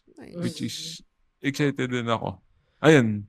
Nabanggit rin nila dito na ewan ko syempre kung totoo kung marketing lang din to. Sabi good entry point nga to kung hindi kayo na naglaro ng mga previous na Doom. Tapos yung Shield Saw pala yung tawag dun sa niya, sa weapon niya. Available siya ng May 15 sakto, birthday. Available rin all platform. Ikaw Bonbon, na-pick ba yung interest mo nito? Ng game? Since FPS, hindi ko na-meta. Hindi, parang nung napanood ko siya, first look, naalala ko Warhammer. May ganun din kasing mechanic doon sa Space Marine 2 nung nalaro ko. Maganda yung animation pag napapari mo, tas good entry point din sa mismong Warhammer franchise. So parang nandun lang siya sa mga sige try ko na list. Try ko Pero list. hindi priority. Pero parang ito yung studio na after nilang mag-present, pinakita nila lahat ng mga devs nila sa likod. Isang Oh. buong group video. Tapos Mm. parang, these people, cute nila dun. Yun ba yung sinasabi ni Edgy Weeb dun sa wala daw rainbow, colored hair na developer? Yun ba yun? Gago. Gago. Si Edgy Weeb nag-post na nun sa GC. Lods, napaka-stereotype. Hindi ako yun. Si Edgy Weeb yun na. Ba't ako? Sinasabi ko lang yun. Totoro. Siya yung i-ano ko nga, scroll up ko nga, itatag ko kayo. Siya yung nag-post nun eh. To be fair, lahat ng developer dito, walang ganong stereotype. Mga, sila, nerdy, stereotype din pala yun. Pero nerdy type yung mga mukha nila. Judger ko. Hypocritical din. At least, hindi yung may kulay yung buhok. Hindi ako nagsabi nun. Si Edgy Weeb yun. Inaano ko lang, binanggit ko lang dito sa show kasi naalala ko. Huwag ka magbabago, Edgy Weeb. Tuloy mo lang yan. Di mo sure. Ito yung isang talking point kanina. Last na to, guys. Kanina sinabi ko parang preamble na wala naman talaga akong interest dito sa Xbox Developer Direct. Pero meron kasi akong nakita. Tapos sabi ko, magandang talking point to. Gusto kong i-discuss to sa inyo. Kaya nilas ko na rin kasi saktong-sakto. Yung id Software, correct nyo ako, under siya ng Bethesda, di ba? Na binili ng Microsoft. Right? Parang yung kasama nung mga developer ng Skyrim, developer ng madami ng Bethesda, yung Starfield, ganyan. Yun yung isa sa mga parang malaking purchase, right? Maliban dun sa Activision. Ito yung una nilang bilhin na malaki. Kung tama yung memory ko, Bethesda, tapos yung sa Activision na, yung pinaka-next na malaki.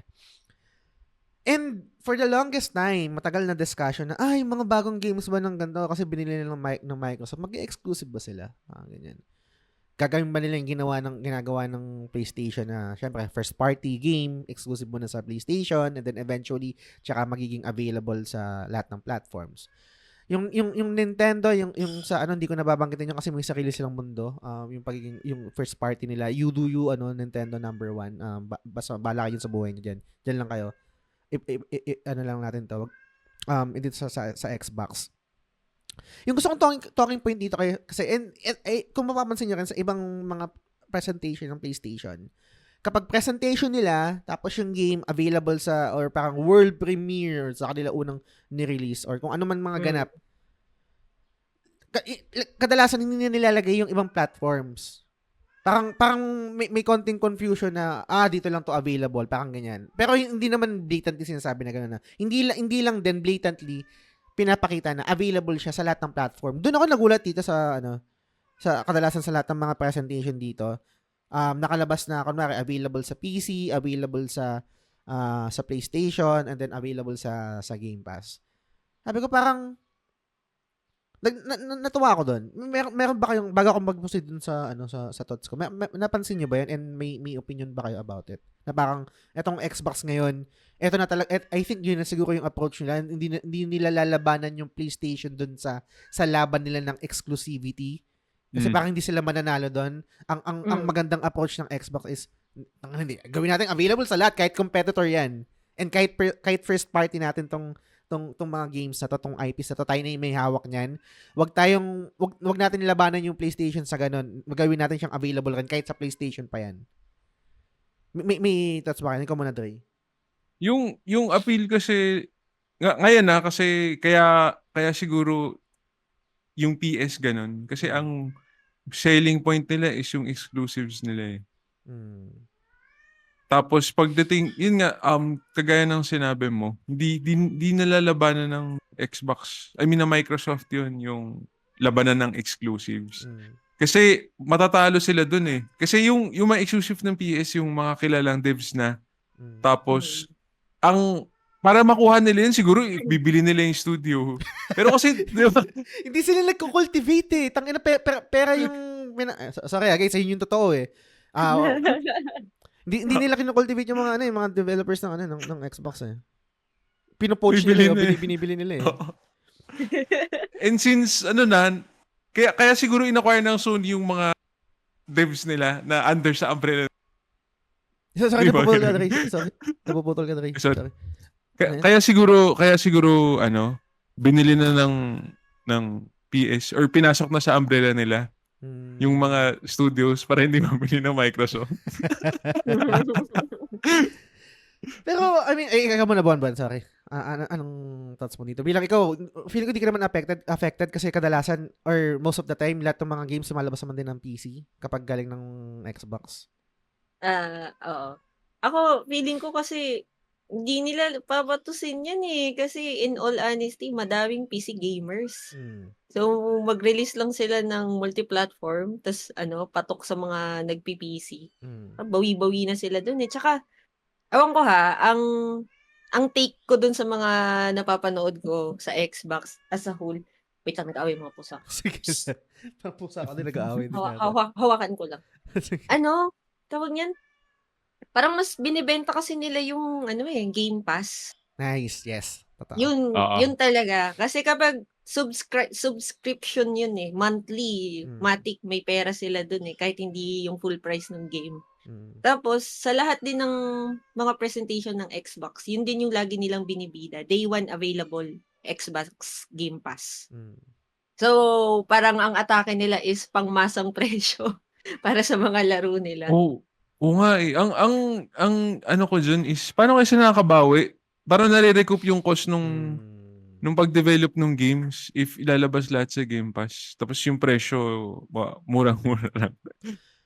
I think, unang-una, kaya nilang gawin yun. Siyempre, Microsoft sila. Malaki, maluwag yung willing to lose money.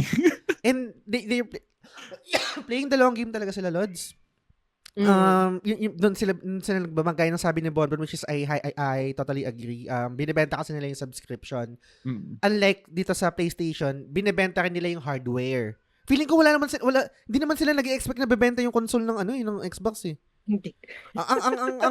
Kumbaga parang masabi lang na meron din silang console, pero ang number one focus nila is bumenta yung service, yung service, subscription. tama. Yung ganun. And even, kahit naman hindi pa sa games, kahit naman sa Microsoft pa lang na company, software company sila, hindi sila hardware company, na unlike sa Sony, tanggalin natin yung Xbox yung umbrella ng About Games Mag-focus tayo dun sa Microsoft, tapos Sony, hindi yung PlayStation. Tanggalin yung PlayStation, tanggalin yung Microsoft. Yung Microsoft, software company. Yung Sony, hardware company. So, parang yung roots nila, totally different. Pero maliban doon, guys, ito yung napansin ko din, na, I think nabanggit ko rin doon sa previous episode, last na daldal na to, last na rant na, nabanggit ko rin doon sa previous episode na, maganda, I think, dahil, let's be honest, yung doon sa fact, right? Losing rin talaga yung Xbox sa competition nila sa Sony. Kahit yung parang lumalabas na ng day 1 sa Game Pass, parang sa PlayStation pa rin, PlayStation na. Kumbaga parang mahirap ba na mapupul kapag part na ng ecosystem ng PlayStation yung gamer parang ganyan. Pero gets ko na meron din mga agnostic na mga gamers, right? Ang inargue ko before is kapag mag-release sila ng game, ipakita nila yung PlayStation. Ilagay nila yun, which is ginagawa nila ngayon, yung parang available sa lahat ng platform. Lagay nila yung PlayStation, lahat ng kung Switch kan. Lagay nila yung Switch. Kumbaga dapat tapusin na yung meta na sa mga sa presentation na parang binebenta or parang, hindi naman deception. I think hindi naman deception yun. Na parang, available lang siya sa Xbox. Kasi parang may pagkatabo even before na kapag presentation, lalo na pag major player kayo sa industry, parang okay, Xbox lang. PlayStation lang. Nintendo lang. And dito pumasok yung parang gusto kong pag-usapan sa inyo. And ni-research ko to, guys. Actually. Same logic yun na dapat pag may presentation yung Xbox or yung Microsoft, lagay nyo lahat, platform, PlayStation, huwag kayong mag-shy away dyan. Pumasok sa akin yung usual na ginagawa ng mga businesses na bakit kapag may McDo, may Jollibee? Bakit may KFC? Sa area, within the vicinity. Diba?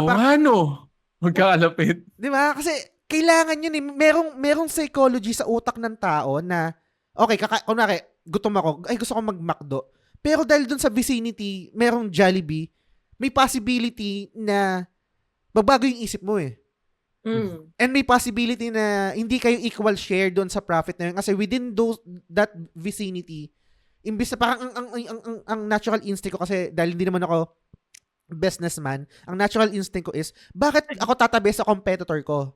Doon ako sa malayo. Doon ako sa ako lang yung pwedeng kainan, which is mali kasi in the long run mas maganda na didikit ka doon sa competitor mo kasi magkakaroon ka ng share doon sa mga taong pumupunta doon, and most of the time yung mga tao na gustong kumain parang high tide raises all boats yung datingan na parang ito kainan to kahit sabihin mo na yung tao is, kung maki ako is gusto kong kumain ng McDo, dahil available doon yung KFC, available doon yung Mang Inasal or yung mga ibang kainan, may possibility na putang ina, baka magbago. Sige, ano lang, McDo na lang ako, ganyan. Yung dilemma ng consumer sa pagpili ng i-consume nila. I think same din naman yun sa mga gasoline station. Diba? Yung mga ganun ganap. And I think ganun yung magandang approach dito. Bakit? Kasi mas na-highlight yung Game Pass. Na-highlight na, okay, available siya sa PlayStation, gagastos ka ng $60, pero dito sa amin, putang ina, mag-subscribe ka lang. Mura. Yun nga kasi yung main product nila. In all, Gusto ko yun. Dapat, yun yung inaabangan ko pag nag-a-announce yung Microsoft. Yung available ba sa Game Pass. And kahit available sa Game Pass, just let me back up, sorry, nabubulol ako. Kahit available siya sa Game Pass day 1, wag silang mag-shy away na ipakita na available rin siya sa PlayStation, available rin siya kunwari sa Switch, available rin siya kunwari sa PC. Wag niyong ibenta lang na yung may flash word na available on Game Pass day 1. Kasi, ano naman, parang ganun yung sa akin bilang ako, na ako sa PlayStation, nakabaon na ako doon eh. Same, last na, sorry, dumadalal ako. Kasi inipon ko talaga. Ito talaga yung iniisip ko eh. Same sa meron ditong, kung familiar kayo sa Dali, yung convenience store Dali, di ba parang mura doon. Meron ding, maliban sa Dali, meron ding ditong convenience store sa amin na pangalan yung O-Save. Meron din sa amin. Meron din sa amin. Meron din sa amin dyan. Yung O-Save, ang bentahin nun, mas mura yung mga products. Parang, ano tawag doon, yung surplus price yata yung tawag. Hindi ko alam eh. Basta mas mura compared sa mga sa grocery na sa mall or kung ano, mas mura. Pero Lods, kung yung marketing neto or business plan neto, kung ano man nung sa O-Save, maganda na dapat ipakita mo yung price nung sa ibang convenience store or sikat na convenience store kasi hindi ko mako-compare eh. Pumunta ako doon sa O-Save dahil hindi naman ako parang familiar dun sa mga presyo ng mga product. Alam ko mura lang, mayroon akong idea na ang bentayan ng convenience store na to is mura yung mga produkto compared sa mga tawag dito sa mga mall, mga ganyan-ganyan. Hindi ko ma-process sa utak ko na okay, bibilin ko 'to kasi mas mura. Hindi ko kasi nakikita yung comparison eh.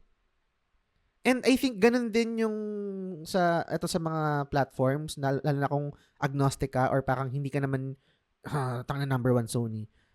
Pakita mo yung mga competitors mo, i-highlight mo pa nga, putang ina, mag-flash ka pa diyan ng screen eh. And have that dilemma, parang i-insinuate mo Microsoft yung dilemma doon sa consumer. Anong saang platform ko to lalaruin? Parang ganun. And I think mas ma-highlight yung Game Pass sa ganung approach. Ay lang. Sorry, ang daldal ko. Thoughts, guys. Sorry. Ako yung nag-ball hug ng conversation. Come on, Dre. Pag ganun na din ako mag-decide ngayon pag may laro. If meron sa Game Pass, doon ko siya lalaruin. Tapos, if exclusive siya sa PS, doon ko na lang din lalaruin. Kumbaga, no-brainer na siya. Basta makita ko yung nasa Game Pass, matic PC na ako. Hindi ka rin kasi yung parang all-una ma-trophy or parang yung gusto mo nasa isang place lang yung lahat ng games na lalaro. Wala ka doon, agnostic ka talaga no. Kung ano yung saan makakamura, saan makakamura, saan ko malalaro yung game. Gets. Doon ako. Ikaw, Bon, anong thoughts mo doon? Kung meron kang thoughts doon sa napakahaba akong rant about marketing yun, Lods. Mm. Kahit yung sa DALI, sa OSave, kahit yung sa Xbox. Kasi, di ko alam kung... Ay, sorry, umina yung audio mo. Ay, sorry, lumayo ako ng konti eh. Nasa marketing team nila yon kasi di ko alam kung applicable din to sa mga game studio sa Microsoft. Pero hindi kasi sila basta-basta pwede gumamit ng logo ng ibang kumpanya. Like, i-add nila sa advertisement yung sinasabi mo na for comparison. Same principle applies kung bakit pagpasok mo ng OSave, walang comparison ng prices ng ibang okay. Hindi pala siya basta-basta. Okay. Hindi, Tol, pwede silang kasuhan doon. Totoo ba?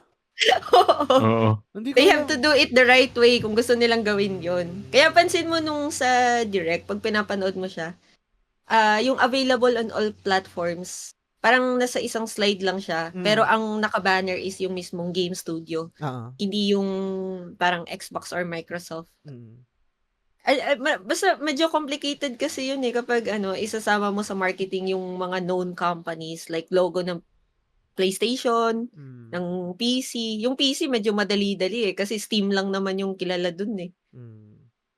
Pero yun lang yung 2 cents ko. Marketing na yung may toka doon. Paano yung mga consumer like us mapapaisip ng mako-convert into Kuya Dre mindset. Ganon. Hindi ko alam yun Hindi ko alam na may law na ganon. Kunwari dun sa nabigay ko na example dun sa OSave or sa DALI.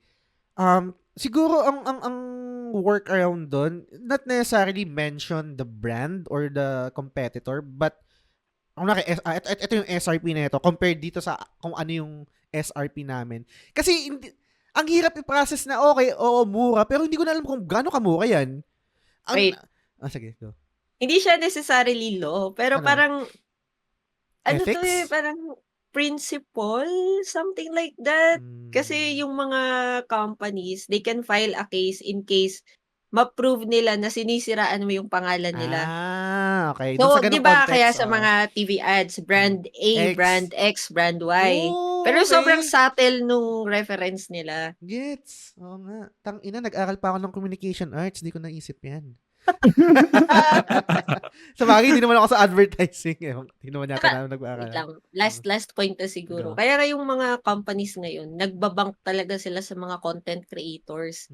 Kasi yung mga content creators, medyo may freedom sila na mag-compare ng mga different brands. Kaya kung mapapansin nyo, pag mga product review, dinudumog talaga to ng mga ng mga company. For example, si Dino Cornell. Bakit ang dami niyang mga sponsorship ng mga laptops ganyan? Kasi free siya magsabi eh. Hindi nila pwedeng i-take against yun dun sa nag-sponsor kasi nag-sponsor lang eh. Kaya laging may disclaimer na hello guys. So ang lahat na maririnig nyo ay pawang mga karanasan ko lamang at ito ay sponsorship lamang. So kung gusto mo, ikaw gumawa ng ganun sa DALI. Or sa Outlast. Content ko. Content ko sila. Pero ang galing lang kasi, actually, kahit dun sa DALI, di ba meron si MC nagsuggest nito, yung parang Yakult version nila. Meron din Yakult din dun yung totoo eh. So, meron kang conundrum ngayon, right? Pero, mas mahal yung Yakult, pero ito mas mura. Pero, hindi nila pwede i-out advertisement yun. Hindi, ganun din sa SM, di ba? Yung bonus. Yung bonus. Nice. Yan lang. Rant yun. Pero, I think itong, paano ko ba sabihin to? Nag-enjoy ako. Not necessarily dun sa parang lahat ng mga games na pinakita. Pero, gusto kong hindi manalo. Gusto kong pumalag yung Xbox. Gusto kong magandang competition. Kasi ang Sony, kahit I bleed Sony, parang ganyan, yung flesh and blood, Sony fanboy ako, maraming ganap ang Sony na mali eh. And I think ginagawa nila yun kasi mayabang sila, pagiging arrogante yun dahil sa competition. The moment na ma-shaken up sila, putang ina, nakakapalag sa atin yung Sony, nababawasan tayo ng sales, nababawasan tayo ng player base, ganyan dahil sa mga decisions natin. Recently, putang ina, na-reveal na ang daming greenlit ni Jim Ryan na live service games na kinancel lang. Okay ng ina. Yung resources doon na nasayang, yung pera, yung oras. Lods, Sony. PlayStation kung nakikinig kayo. Nakikinig kayo. Gets ko na maraming pera sa live service games, pero hindi yon yung dahilan kung bakit binibili kayo ng tao at sinusuportahan kayo. Tama. Gets? Oo. Wag niyong, ano ba yung sabihin doon? Wag niyong ilagay lahat ng itlog niyo doon sa basket na yun. Okay lang, sige, mag-try kayo isang live service game, 2. Pero pukay ng ina, ilan yun? Ang dami, pukay ng ina talaga. Nakakainis.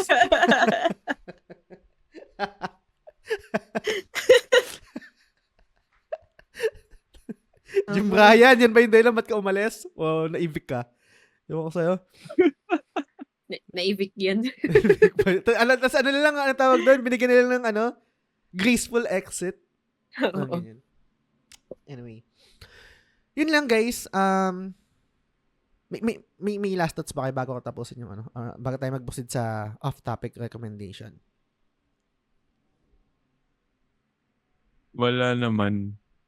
Sana nga mas ako siguro mas lumaki lang yung library ng ng Game Pass. Kasi pag i-compare ko siya sa PS, mas madami games yung sa PS. Kahit mas mahal, no? Or baka siguro kasi PC lang. O nga pala. So siguro yung PC library palakihin nila. Sana. Yun lang. Gets. Ikaw, Bonbon, nag-root ka ba sa Xbox? Okay lang, pero sana improve nila yung UI ng mismong Xbox interface sa PC. Sorry. Hindi, ewan ko, mas gusto ko pa rin yung parang library page ng Steam kaysa sa Xbox. Siguro one of the factors bakit nasa Game Pass naman, pero nilalaro ko pa rin sa Steam. Yun yung mga small things na sana pinagtutuunan lang ng pansin, no? Na parang feeling ko, gaya mo, putang ina, alam ko sa normal na tao, baka may makikinig dito, ng arte-arte naman, yung UI lang. For sure, merong ganong tao. Guys, hindi yun kaartehan. Sorry, Hindi, feeling ko meron ganun Kasi ako, kunwari pag hindi ko na-enjoy yung yun nga, yung kunwari yung sa Watch Dogs 2, yung lagi kong binibigay, go-to example ko, na parang yung UI niya hindi ko na-enjoy, binenta ko yung game Hindi yun, siguro kasi we have the capacity to purchase na, right? Pero, I don't think naka-artehan yan. Kung di ka nag-enjoy dun kahit sa maliit na aspeto lang yun, kahit maliit lang yun, sabihin mo yung part na yun, hindi ka nag-enjoy, ayusin nyo guys! Trabaho nyo. Nagkagalit. Diba nga ba bang Bonbon? Wala naman. Okay. Steam user lang talaga ako. Yun lang. Steam ako. Mas Steam talaga ako. Steam. Nice. Sige, next topic na lang. Kukumustahin ko sana yung ate mo dun sa PlayStation. Anyway, off-topic recommendation. Break ko muna. Benta ko uli yung Severance. Putang ina, sobrang ganda talaga. Hindi na sinabi mo na nakaraan na. Hindi ko alam bakit. So, kakatapos lang namin Buong season na? Buong season. Season 1. Sobrang ganda talaga. Hindi, yun lang, shoutout ko lang. Pero ang i-recommend ko ngayon is, manhwa siya na inadapt sa drama. Ano to? Talo ko yung title. Yan ba yung sa Viva Max? Ay, sa Viva?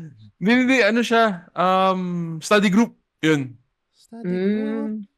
Laugh trip yun. Siya? Ang basic concept niya is bobo siya na estudyante. Pero gusto niya mag-excel. Pero talaga siya? Parati siyang mahilig siya mag-aral, pero bagsak pa rin siya kahit anong gawin. Tapos ang niya, ang niya effective way. Napapulol yung adyo mo. Sorry. Ang nakita niyang effective way para tumaas yung score niya is gumawa ng study group. Kumbaga, adaptation siya ng webtoon kasi. So, tapos 8 episodes lang yata to, yung first season. Pero maganda yung concept niya. Tapos, ang catch pala doon is sobrang galing niya makipag-away. Pero mukhang nerd siya. Kasi Okay. ang concept niya doon, sorry, for first episode lang naman 'to eh. Ang parang introduction, ang concept niya kasi doon is pag fit daw yung katawan mo, mas makakapag-focus ka mag-aral.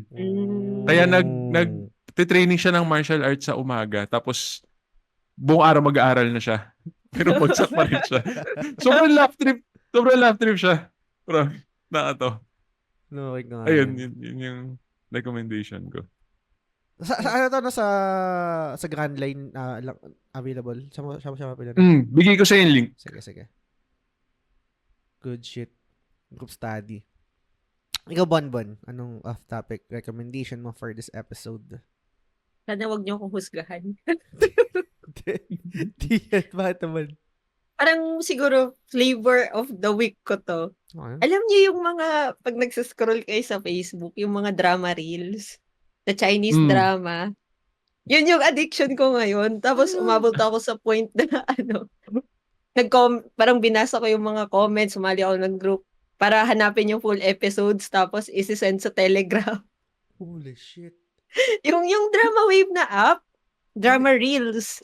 Ay, hindi ako familiar dun. Siguro sa mga listeners, if alam niyo yung tinutukoy ko, ito yung mga cheap lang yung plot, pero mga Chinese drama na makikita mo sa reels, mga 15 minutes long, di mo papansin, aliw na aliw ka. 15 minutes ka nang nanonood. Wala sa FYP ko. Butang na FYP ko. Ano, mga kagagawan pang si... Ay, sir, wag mo nang i-search kasi ewan ko ba, kuhang-kuha nila yung attention ko. Alam, sobrang cheap lang naman ng plot. Yung pinanood ko nga recently, Reborn Bride. Okay. So, about siya sa isang asawa na mataba, tapos for revenge, nagpapayat siya, tapos nagkaanak sila ng liba. Ganun lang yung plot. Pero sobrang aliw na aliw ako. Series ba yan? Or isang movie na isang upuan? Ano siya, drama shorts. Tapos yung format niya talaga, naka-vertical na. Pang phone talaga siya. Tanginan, lala nun. Gago, ma-addict ka dun. Parang malupitan. Yung mga skit nila malupitan. Parang gano'n. Yung... Mas malala doon. Tapos ang nakakaano kasi, may mga effects talaga siya na, yung parang sa combined ng K-drama with your attention span sa phone, na parang nanonood ka lang ng reels, pero may story Tapos, ang mangyayari, hahanapin mo ngayon yung karugtong. Gag. Teka lang. Natatakot ako. Teka lang, curious ako. So, yung isang, hindi naman siya parang pinuputol, parang segment. Kasi merong ganun yung parang isang buong pelikula, tapos puputulin ng segment. Ito talaga, design na isang reel, isang episode, parang ganun? Hindi, putol-putol siya. Yun yung nakakainis. 15 minutes. Tapos, magsuscroll ka ulit, mahahanap mo na yung karugtong. Ganon. Gusto mo ba na sample? sige, mamaya. Ilalagay ko dun sa Ilalagay ko dun sa link ng Pero sobrang madaming ganun ngayon. So, guys, kung gusto nyo mag-brain rot, mag-drama reels kayo. Kuhang-kuha ako Hindi ako makaalis. Kakaibang recommendation yan Curious nga malaman. Sige nga, mag-comment nga kayo. O ka sa GC or dyan sa Discord o kung saan man, sa Spotify, sa Facebook. Baka guilty pleasure nila to na hindi nilang naaminin, no? Guilty pleasure. Curious ako malaman. Ganun pala. Sisendan kita na sample para mag-gets mo ako. Sige. Lagay ko din sa description ng episode yung link. Okay. So sa akin yung recommendation ko is kasi nung last episode I think na-recommend ko is yung Singles Inferno. Tapos parang medyo hesitant pa ako kasi alam mo yun parang nahihiya ako na nag-enjoy ako doon. Pero nag-enjoy ako nung gagawin ko. Enjoy ako Okay lang yun, sir. Ako rin, nag-enjoy din ako doon. So, re-recommend ko ulit. Yun din. Actually, tangin nakakabitin. Yung ba. Nanonood ka na ba, Dre? Yun yung tinanong ko rin nung nakakabitin. Hindi pa hindi ko talaga yung isang upuan. Mababaliw ako pag weekly. Pagdating sa ganyan. I think gets ko yun. Merong study, I think, kung paano ka mag-consume ng content, right? Kung binge or kung yung drifter, yung parang mas gusto mo yung may ina-anticipate. Medyo na doon ako sa part na ina-anticipate ngayon. Kasi nag-i-enjoy ako. Nag-i-enjoy ako ngayon na meron akong nilook forward every week. Putang ina, pag weekend, meron akong solo leveling Meron akong Sakamoto Days. Meron ako hindi ko alam kung anong araw yung release ng ng Singles Inferno eh. Pero ang i-recommend ko today, I don't think na-recommend na to, pero dahil nabanggit ko na kanina, recommend ko yung Dali. Dali. Oo. Yung wala pa no, hindi niyo pa na-recommend yun, no? Tama ba? Wala pa. Wala pa no. So i-recommend ko yung Dali. For the longest time, lagi ko lang nakikita yun dito, tapos parang dito sa lugar namin. So, ano bang meron dito? Tapos nagtanong lang ako sa GC, sa community ko, ano bang magandang bilhin dito? So, meron dito, so, bigyan ko ng context, may mga dito, mga mura yung mga tinda. And yung mga tinda nila, yung mga brand is, hindi siguro yun yung mainstream or yung sikat na brand or yun ba yung politically correct na O basta, hindi naman siguro makakancel doon. Basta hindi sikat yung mga brands. And dahil hindi sikat yung brands, hindi siya ganun kamahal. Mura siya compare dun sa ibang brands. And nag-enjoy ako. I think may hit or miss. Pero yung Go-Nut, na-enjoy ko siya. Yung Parang chocolate? Hindi yung Go-Nut na yung version nila ng ano tawag dito? Honey? Nutella? Nutella. Na-enjoy ko yung Go-Nut. Siyempre, hindi pa rin siya mag-1 is to 1, right? Iba pa rin yung Nutella. Pero itong Go-Nut, serviceable. Para dun sa price niya. Gaya nga ng, parang, tanga na kaya tumataba ulit ako eh. I mean, mataba na ako, pero lalo pa ulit tumataba. Naadik ako ngayon sa snack ko palagi ngayon yung Go-Nut, tapos, Skyflakes. Nasasaw ko siya ng ganun. Masarap siya guys yung Go-Nut, tapos mas mura lang siya. Hindi ko na alam yung yung presyo, hindi ko na naalala. Pero mas mura siya sa tawag dito sa Nutella. Pero hindi ko alam kung I think naniniwala ako na meron din talaga mga tao na brand conscious. So hindi ko alam kung okay sa inyo to. Pero lasa wise, pasado naman. Hindi ko siya masyadong i-hype na parang tangina mas masarap sa Nutella kasi mas masarap pa rin yung Nutella. Pero magandang option to kung critical wallet days ka. Tapos gusto mo pa rin ng ng matamis sa buhay mo. So, Dali, yan. Kung meron sa lugar nyo, shoutout sa mga Dali enjoyers dyan. Sila MC, sila Shane, yan. Si Norvin, I think, Dali enjoyer din. So, shoutout sa inyo guys. Yun, shoutout din sa ating mga executive producers na sila Sans, sila Lance, Mark Tiben Nagarasha, Yvette Suzanne Salibilia ng The Ara Channel, si Kuya G at si RD Casimiro. And sa ating mga Patreon subscribers, special shoutout ulit kay Arnel Pabea na nag-gift ng 3 Nakama power na access. And yan, salamat sa lahat ng nakikinig. Dre, anything to promote? Shoutout? Go ahead. Wala naman. Okay. Ikaw, Bonbon. Pukpuk natin yan, Comiket. Banggitin natin ang banggitin yan. Pwede ba natin gawin yun? Eyeball? Hindi! Ng mga listeners? Alam mo ba yung itsura ng convention? Hindi pa ako nakapunta lang eh. Bawal magstay sa isang booth. Mapapagalitan tayo. Hindi, kailangan walk and go lang kayo doon. Pwede, ilang lap? Ikot-ikot. Oo, ikot kayo. Bawal kayo magstay. Pero gawin natin yan, guys, kung I think meron kami sa GC tsaka sa Discord, madali na yung communication nun. Pero dun sa kung sakaling silent listener ka, nakikinig ka ng TGS, grand eyeball tayo dun sa sa Comiket. Sa Mega Mall, right? Hindi ko kayo kilala. Ay, joke. Anong date yan? May ba yan? Around May? Tama ba?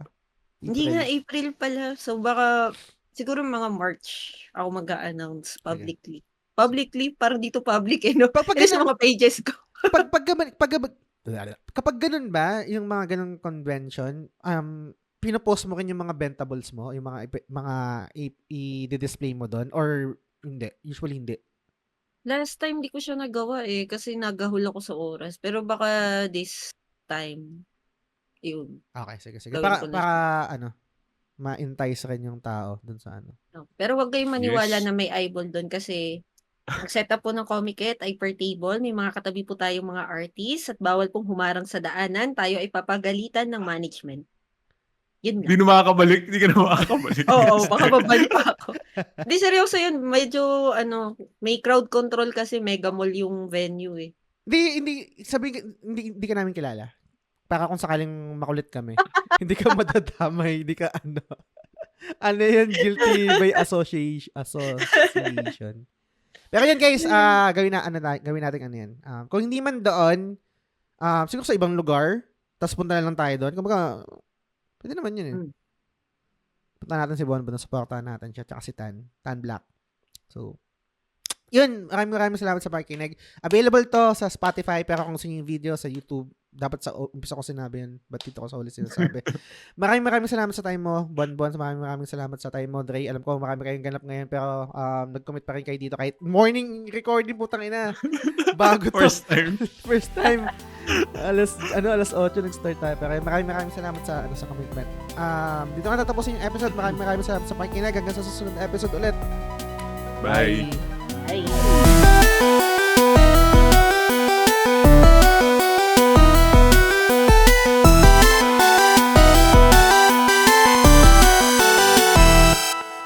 The Game Silog Show is fan-supported at patreon.com/thegamesilogshow. The following names are current supporters and I'm eternally grateful for your kindness, support, and generosity. Sands, Lance, Mark Divina Gracia, Yvette Solivilla ng The Ara Ara Channel, Kuya G, Mike Rubio ng X-Core Gamer, RD Casimiro, TJ Balyares ng Backlog na naman Budolcast, Big Chungus, Bernard James Cruz, Jacob Francisco, Franz Galapon, Arnel Pableo, MC De La Cruz ng GamePow, Mark Gerald Dizon, Silves, Mar Valencia, Bay Ian ng Master RCB, Macy Tang Balyares ng Casual Gamer vs. The World, Hey Kiko, Luigi Tumulak, Shalene Rivera, Edgy Weeb, Mark Paha, Ray Anthony Rivera, Ben, Dre, Leo Cavite, Tommy, Storm, John Velasquez, Ronette Macalino, Teacher Isa, Ezekiel 1, and Cornflake. Maraming salamat sa inyo guys. The Game Silog Show.